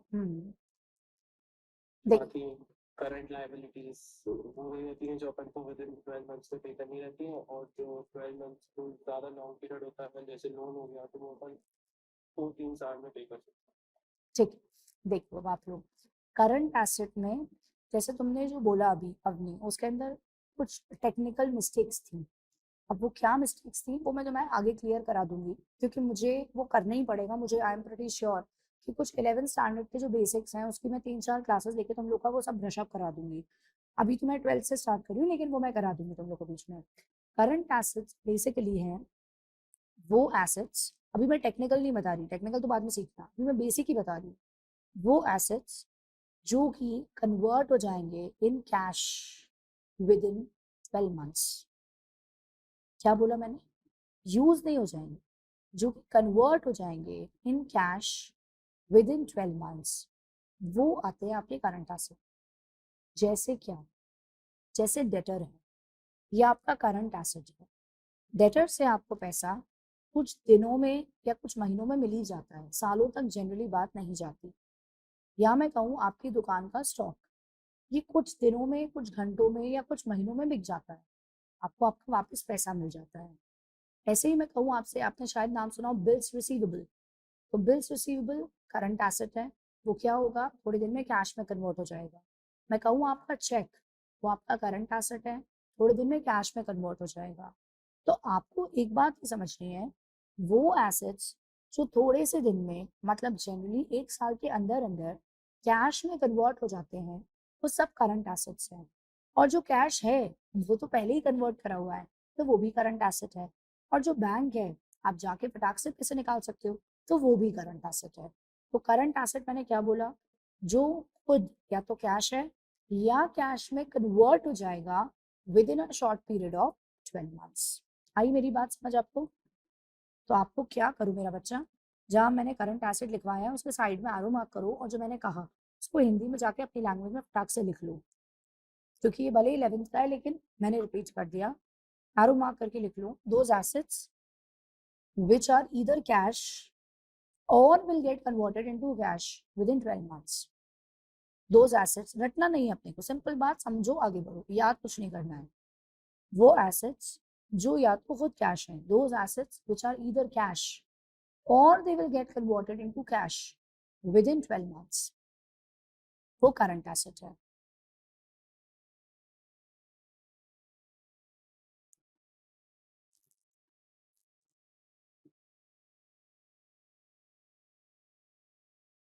लिख लिया? अब बात आती है करंट लाइबिलिटी। वो जरूर सही समझाया तुमने अंशुल, वो बिल्कुल सही था। जिन लाइबिलिटीज को तुम्हें 12 महीने के अंदर अंदर पे करना है, 2 महीने में, 1 महीने में, कुछ वीक्स के अंदर, 12 महीने के अंदर अंदर, वो सब करंट लाइबिलिटी है। तो ये लिख लो, those liabilities which are to be settled within 12 months. Those liabilities which are to be settled within 12 months. 12 महीने के अंदर अंदर हमको पे करना है, वो तुम्हारी करंट लाइबिलिटीज हो गई, वो तुम्हारी करंट लाइबिलिटीज हो गई। एक्सक्यूज मी हाँ मैम। बेटा, yes.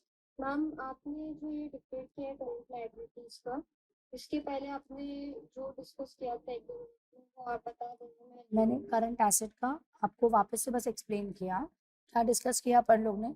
Those assets which are either cash or they get converted into cash within a period of 12 months. या तो वो खुद कैश है या वो 12 महीने के अंदर अंदर कैश में कन्वर्ट हो जाएंगे, वो सब करंट एसेट्स है। either they are cash or they will get converted into cash within 12 months.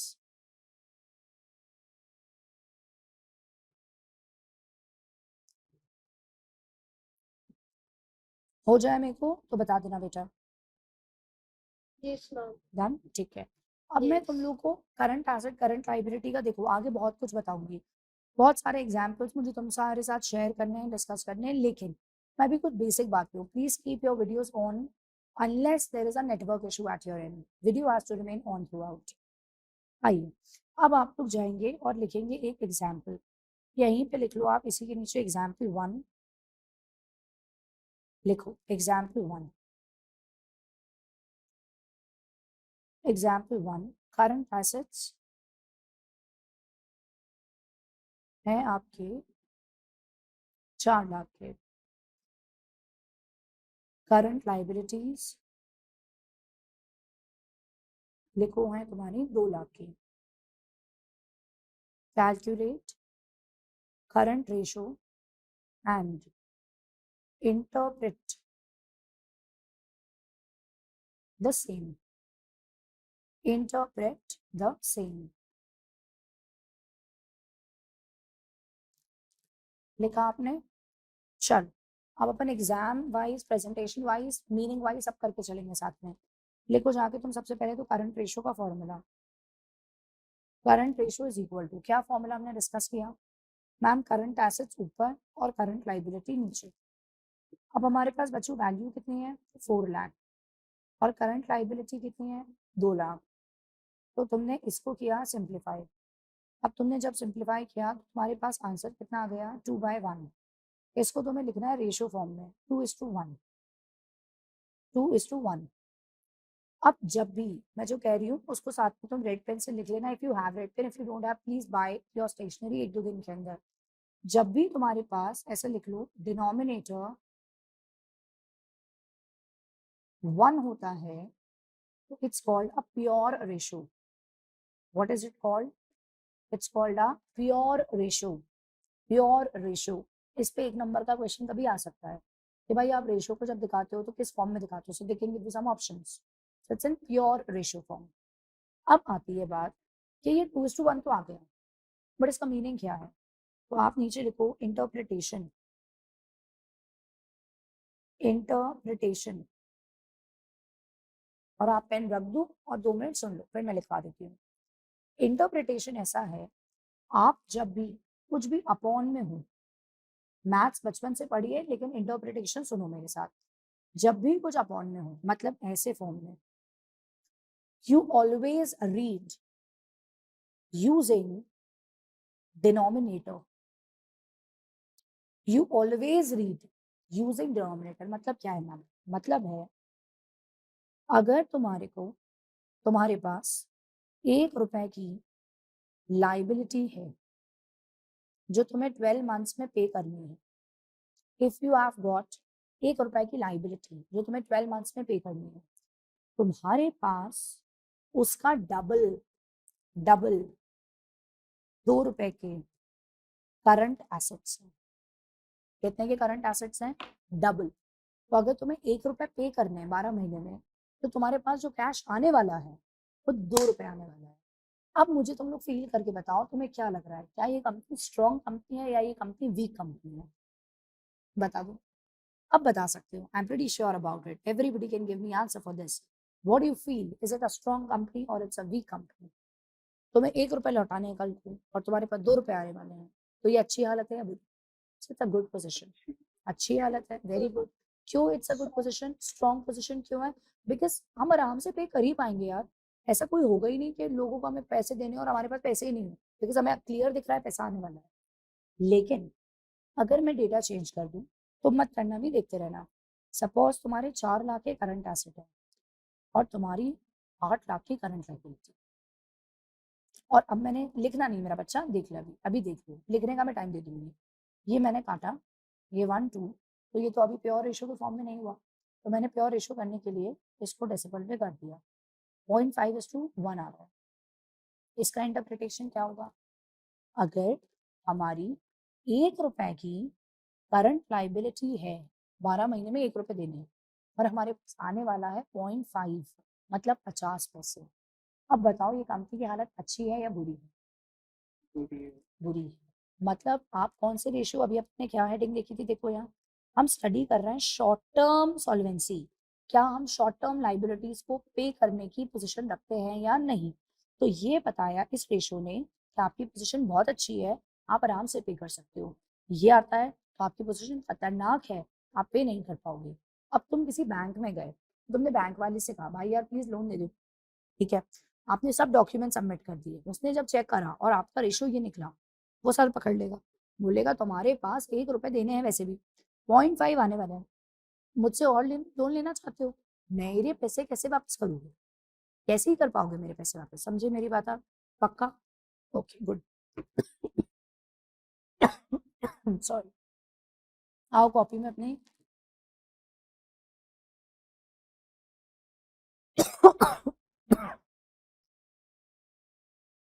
चलो, सो गेटिंग बैक, अब अपन लिखे यहाँ इंटरप्रिटेशन क्या है. लिखिए meaning. if there is current liability of ₹1, if there is current liability of ₹1, मतलब जो हमें 1 साल में पे करना है वो 1 रुपए है, या 12 महीने में जो पे करना है वो 1 रुपए है. there, कॉमा करके, there are current assets of ₹2. there are current assets of ₹2, which means current assets are double of current liabilities. Double है, बहुत है पैसा, double of current liabilities. So it's a strong position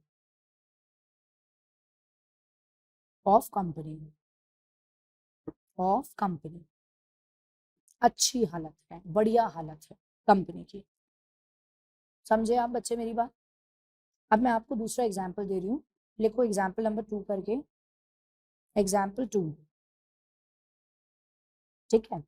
example 2 short में लिख लेना, current assets है 5 लाख के और तुम्हारी करंट लाइबिलिटी है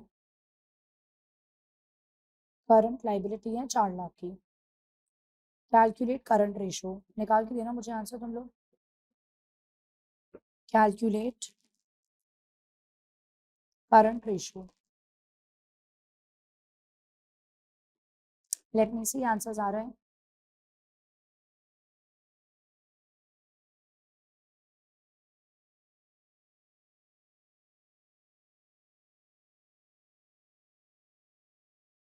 आंसर आ जाए तो मुझे इन्फॉर्म करना, डेसिमल में आ रहा होगा, there is no problem.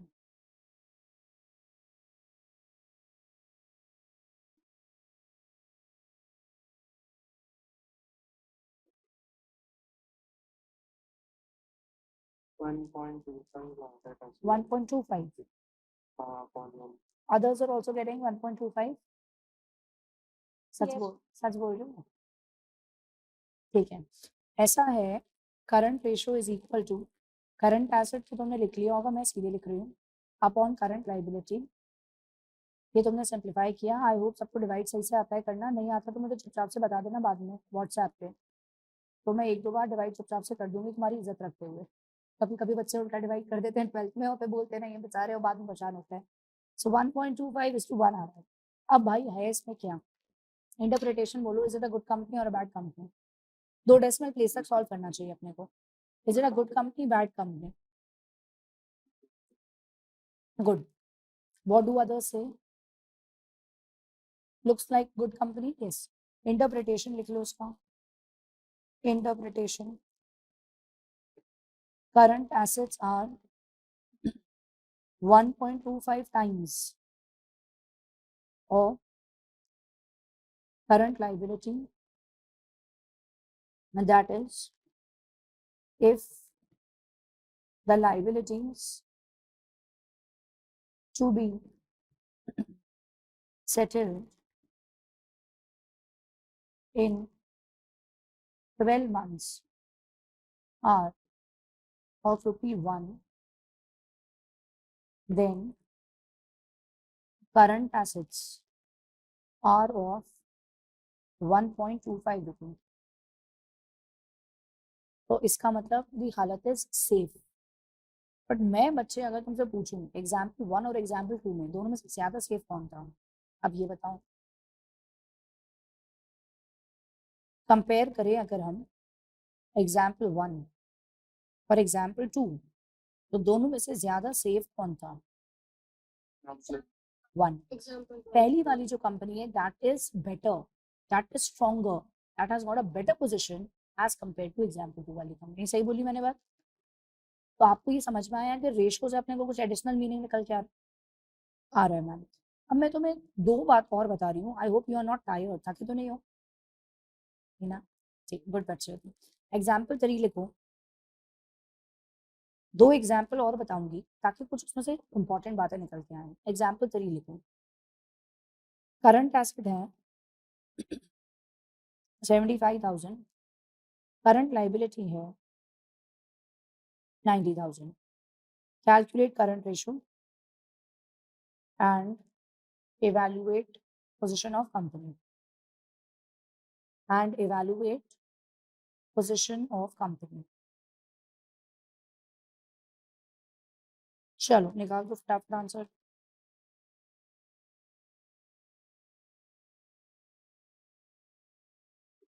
Current ratio is equal to, formula हर बार लिखा करो बिकॉज अपने को बोर्ड्स में मार्क्स लाने हैं, लिख के चलोगे, जितनी लिख के प्रैक्टिस करोगे उतने मार्क्स बढ़ते हैं।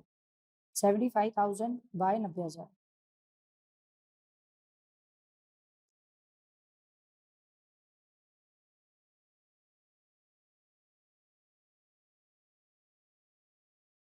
प्योर रेशियो फॉर्म में कन्वर्ट करना, मतलब डिनोमिनेटर शुड बी 1।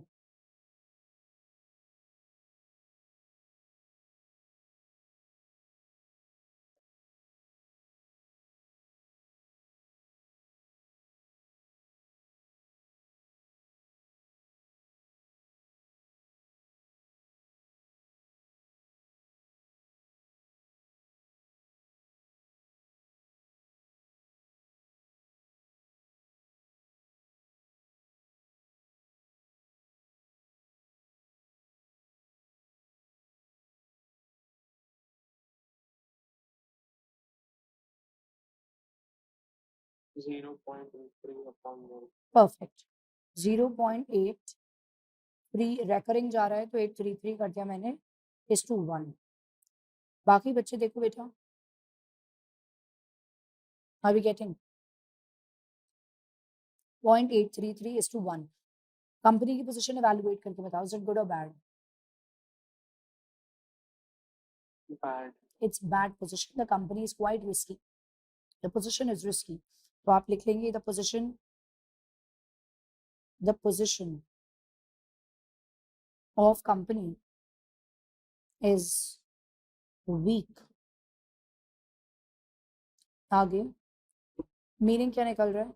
इफ लिखना ₹1 is to be paid within 1 year, एक साल में अगर ₹1 देना है, या within 12 months, company is expecting current assets of ₹0.83, which is really very bad. देने ₹1 और आने वाले हैं आपके पास 83 पैसे, कैसे दे पाएंगे? तो एक तरीके से शॉर्ट टर्म सॉल्वेंट नहीं है, शॉर्ट टर्म इंसॉल्वेंट है। समझो अगर तुम तो शॉर्ट टर्म इंसॉल्वेंट है, लाइबिलिटी ज्यादा है, एसेट कम है। ठीक है, अब एक फोर्थ एग्जाम्पल बड़ा मजेदार आने वाला है। लेट्स सी एग्जाम्पल नंबर 4 में लिखो। एग्जाम्पल 4 में तुम्हारे पास है करंट एसेट्स 5 लाख की और तुम्हारे पास है करंट लाइबिलिटीज 1 लाख की। अब निकाल के मुझे तो तुम करंट रेशो पहले तो, फिर हम देखते हैं is it a good ratio और a bad ratio, is it a good position और अ बैड पोजिशन। क्या आ रहा है आंसर? माइक ऑन करके फटाफट। 5:1। अब तुम्हारा क्या कहना है? 5:1 इज इट गुड और बैड?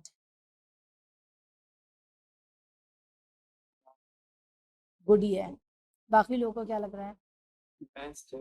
बेस्ट कुछ है। गड़बड़ है कंपनी अच्छा मैम, आपकी बातों से लग रहा है कुछ तो गड़बड़ है क्योंकि आप जो मजेदार मजेदार बोल रही हो उससे पकड़ लिया कुछ गड़बड़ है। इतना कितना अच्छा हो रहा है ऐसा। देखो 5:1 देख के तो ऑनेस्ट ओपिनियन ये निकलता है दैट इट इज गुड। और अगर मैं कहूँ is it safe, is the company safe, the answer is yes. There is no risk, risk नहीं है लाइबिलिटी होल्डर्स को, क्रेडिटर्स को, इन सबको कोई रिस्क नहीं है। तो उन लोगों को टेंशन फ्री है वो कि यार पैसा तुम्हारा आ जाएगा। लेकिन इज इट गुड और bad? So the answer is it is bad. अब बात ये आती है कि मैम ऐसा क्यों, बैड कैसे हो गया ये? इसलिए बैड है बिकॉज ये एक रॉन्ग डिसीजन है। अब मैम रॉन्ग डिसीजन कैसे है? सुनिए मैम, बात ऐसी है बच्चे, there something called as investment. Okay, invest करना मतलब कहीं पे पैसा लगाना। अब एक ऑप्शन होता है आप अपना पैसा कहीं शॉर्ट टर्म लगा रहे हो, शॉर्ट टर्म, जैसे आपने इससे अपना स्टॉक ले लिया, जैसे आपने अपना एक शॉर्ट टर्म एफडी बना ली 2 3 4 6 महीने की, या आपने डेटर्स में आपके पैसे अटके हुए हैं, ये भी एक इन्वेस्टमेंट ही है, मिलेगा कल को पैसा। और एक होता है बच्चों, गौर से सुनना, लॉन्ग टर्म इन्वेस्टमेंट। जैसे आपने ज़मीन ले ली, आपने बिल्डिंग ले ली, आपने लॉन्ग टर्म के लिए शेयर्स में पैसे लगा दिए, आपने लॉन्ग टर्म की एफडी में पैसा लगा दिया। ये 2 बातें हैं, अच्छे से समझना मेरी बात को। अब ऐसा है कि तुम्हारे पास इतना सारा जो पैसा करंट एसेट में रखा है, ध्यान दो स्क्रीन पे, इतना सारा पैसा तुमने जो करंट एसेट में रखा हुआ है, इसका कोई ज़रूरत ही नहीं थी। तुम्हें करंट लायबिलिटी को ₹1 देना है, तुम 2 रख लेते, 2.5 रख लेते। उसके बाद जितना तुम्हारे पास एक्स्ट्रा फंड है, उसको तुम अगर लॉन्ग टर्म में कहीं लगा देते, लॉन्ग टर्म में, तो यहाँ से बॉस रिटर्न आता है ज़्यादा। You get lot of interest, you get lot of profit, there is lot of earning. But आपने ये नहीं करा और आपने अपना पैसा करंट एसेट में रखा है। अब आप अगर बहुत सारा स्टॉक खरीद लेते हो, टू मच ऑफ स्टॉक, उससे कोई फायदा नहीं हो जाएगा, आपका कोई पैसा नहीं बढ़ जाएगा, रादर आपका पैसा अटके ही पड़ा हुआ है। अगर आप बहुत सारा कैश रख लेते हो, यार वक्त पड़ेगा तो मेरे पास कैश होना चाहिए, तो इतने कैश की जरूरत ही नहीं है, अगर इसी को आप इन्वेस्ट कर देते तो आपको रिटर्न मिल जाता। अब बैंक में बहुत सारे पैसे पड़े हुए हैं आपके करंट अकाउंट में, सेविंग अकाउंट में, कोई सेंस नहीं है, आप इसको इन्वेस्ट कर देते तो आपको उस पर रिटर्न मिल जाता। तो ये लाइबिलिटी वालों के लिए सेफ है, उनके लिए कोई रिस्क नहीं है। बट कंपनी की कहीं ना कहीं इससे ग्रोथ रुक रही है, कमाई जो हो सकती थी वो नहीं हो रही, इसीलिए इट इज बैड। क्या तुम्हें मेरी बात समझ में आ गई सबको? हाँ या ना? पक्का करो भाई, सब लोग पक्का करो, मुझे ज्यादा हाईफाई तो नहीं लग गया है किसी को? जो मैंने बात करी क्या है कि मैं पढ़ाती हूँ बच्चों को, सीए वालों को, एक subject which is called financial management. ये जो टॉपिक तुम यहाँ पढ़ रहे हो ना, ये वहां पे भी होता है फाइनेंशियल मैनेजमेंट के अंदर। तो मैं बच्चों को 12th स्टैंडर्ड में ही, उतना तो हाई डेफिनेटली नहीं, लेकिन उनका बेस ऐसा मजबूत तुम्हारा यहाँ स्ट्रॉन्ग कर देती हूँ कि तुम्हारे टॉपिक को लेके ना एकदम परफेक्ट क्लैरिटी होगी कि यार ये सही है, ये गलत क्यों है, या ये टॉपिक हमें दिया क्यों है। तो meaning wise you will be very clear. तो अब मुझे ये बताइए आप लोग, क्या आपको ये समझ आ रहा है कि is it good or bad? So it is bad. Why? Because this extra fund, if it was invested in long term, it could have resulted in better return to the company.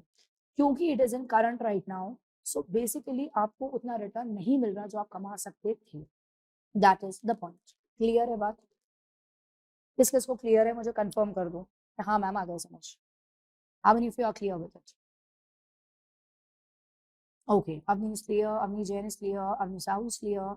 Anshul, are you clear? Manya, are you clear?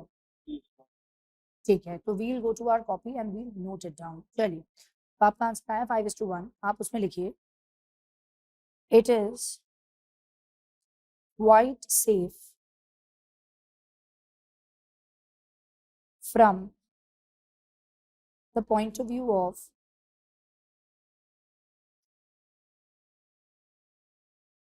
solvency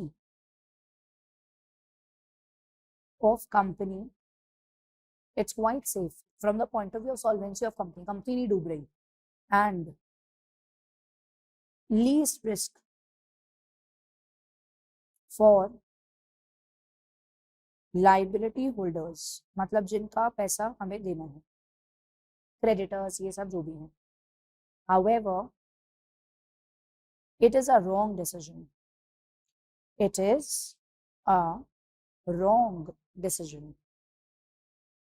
It is a wrong decision. अब ये wrong decision क्यों है? As excess amount is blocked in current assets. Excess amount is blocked in current assets which could have been invested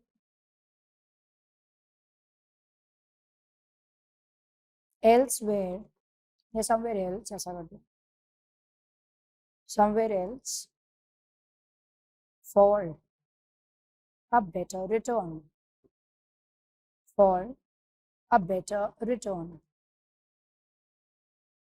for a better return। आपको उसके ऊपर जो return मिल जाता है वो ज्यादा मिल जाता, तो आपने फालतू पैसा पटका रखा है, कोई सेंस नहीं है इसका। आई मेरे बच्चे, सबको बात समझ? Done, good, very good. अब तुम्हें 5th एग्जाम्पल करना है, लास्ट एग्जाम्पल मैं तुम्हें करवा रही हूँ। 5th एग्जाम्पल पे आ जाओ प्लीज। नेक्स्ट क्लास से अकाउंट्स का एक और रजिस्टर जो मैंने तुम लोग को स्टार्टिंग में बताया था वो ले आना, बिकॉज हमें कितने अकाउंट्स के रजिस्टर्स चाहिए? We need 2 registers for accounts. One is your concept register, one is your practice register. तो जो छोटे छोटे क्वेश्चंस है वो मैं प्रैक्टिस रजिस्टर में करवाती जाऊंगी ताकि अननेसेसरीली कॉन्सेप्ट रजिस्टर खराब ना हो। आ जाओ उधर। हम जा रहे हैं एग्जाम्पल नंबर 5 पे। लिखिए एग्जाम्पल 5, जिसमें आप लिखो cash 50,000, land 1,20,000, building 5 lakh, debtors 80,000, stock 60,000, creditors 40,000, outstanding expenses 10,000. Calculate current ratio. Calculate current ratio. Okay तो अब तुम्हारे पास करंट रेशियो का सबसे पहले कॉपी में जाना चाहिए फॉर्मूला फटाफट, current assets by current liabilities. अब तुम लोग मुझे फटाफट से हेल्प करवाओ, करंट एसेट्स कौन कौन सी चीजें जाएंगी? कैश जाएगा, ले चलो साथ साथ में, कैश लिख लिया मैंने 50,000। लैंड जाएगा, स्टॉक जाएगा, लैंड नहीं जाएगा, बिल्डिंग नहीं जाएगा, these are all non current. Debtor जाएगा, यस, बिकॉज इनसे पैसे हमको 1 साल के अंदर अंदर मिल जाते हैं। स्टॉक जाएगा, यस, बिकॉज 1 साल के अंदर अंदर ये बिक जाएगा और कैश आ जाएगा। परफेक्ट। अब बताओ क्रेडिटर को किस में डालें? Current liability. और आउटस्टैंडिंग एक्सपेंस क्या होता है? Current liability. इसका मतलब क्या होता है? हमें पैसे देने हैं, है ना? तो 10,000 ये आया। आंसर निकालो, क्या आ रहा है तुम्हारा फाइनल?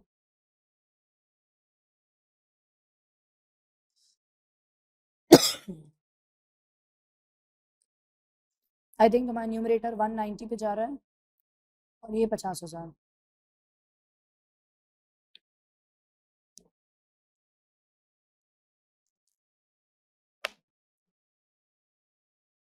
चेक करो, are you getting this?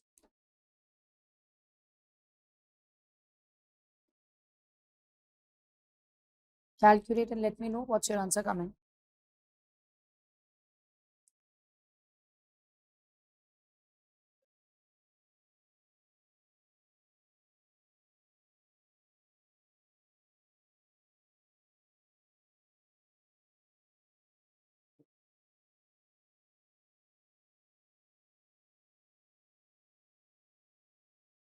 Point eight 3.8. upon 1.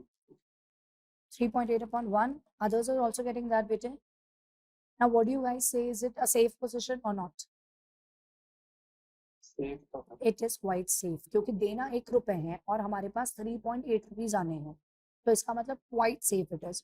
But अगर मैं तुमसे ये पूछूं कि क्या इन्होंने इसमें करंट एसेट में बहुत सारा पैसा अटकाया हुआ है, तो इज इट ट्रू और फॉल्स? क्या लग रहा है? तो मैम है थोड़ा सा ज्यादा ही होगा, 2 या 3 होगा, क्योंकि 1 रुपए आपको देने हैं, डबल रख लो, 2 रुपए रख लो, सेफ्टी आपको रखनी है। तो भी आप 3.8 तो मतलब बहुत ज्यादा ही हो रहा है, ऑलमोस्ट 4 है, 4 गुना रख के बैठे हो, तो क्या ही लॉजिक है इसका? It is safe but it is not a sensible decision, that is the point. अब आपको मैं एक चीज छोटी सी लिखवा दूं और बता दूं, there is a term called, I will show it to you, where is the term? The term is called ideal ratio. What is it? Ideal. Ideal का मतलब होता है something which is a benchmark. जैसे अपने को कोई पसंद होता है तो लाइक वो मेरा आइडल है, तो ऐसे ही वो आपके लिए एक स्टैंडर्ड है। तो 2:1 इज द आइडल रेशियो। मतलब अगर किसी कंपनी का 2:1 रेशियो होता है तो it is considered as a very good thing. अगर इससे थोड़ा बहुत ऊपर होता है तो इट इज ओके, अगर इससे बहुत ज्यादा ऊपर होता है तो इट बिकम्स बैड। अगर 2:1 के नीचे होता है थोड़ा बहुत, इट इज ओके, बट एकदम 1 अगर आ जाए, 1:1, so it is actually quite risky. Because अगर तुम्हारे करंट एसेट में से डेटर ने पैसा नहीं दिया या तुम्हारा कोई स्टॉक नहीं बिका तो तुम नहीं पे कर पाओगे करंट लायबिलिटीज को। तो 1:1 इज लाइक क्वाइट रिस्की। 1 से ऊपर और 2 तक इज गुड, 2 से थोड़ा बहुत ऊपर इज ऑल्सो गुड, बट बहुत ऊपर is bad again. Are you clear with this? तो आप कॉपी में ये लिख लो, ideal ratio. Ideal ratio 2:1, which means current assets should be 2x of current liability. ऐसे ही लिख लो, 2:1, which means current assets should be 2 times of current liabilities. Current assets should be 2 times of current liabilities.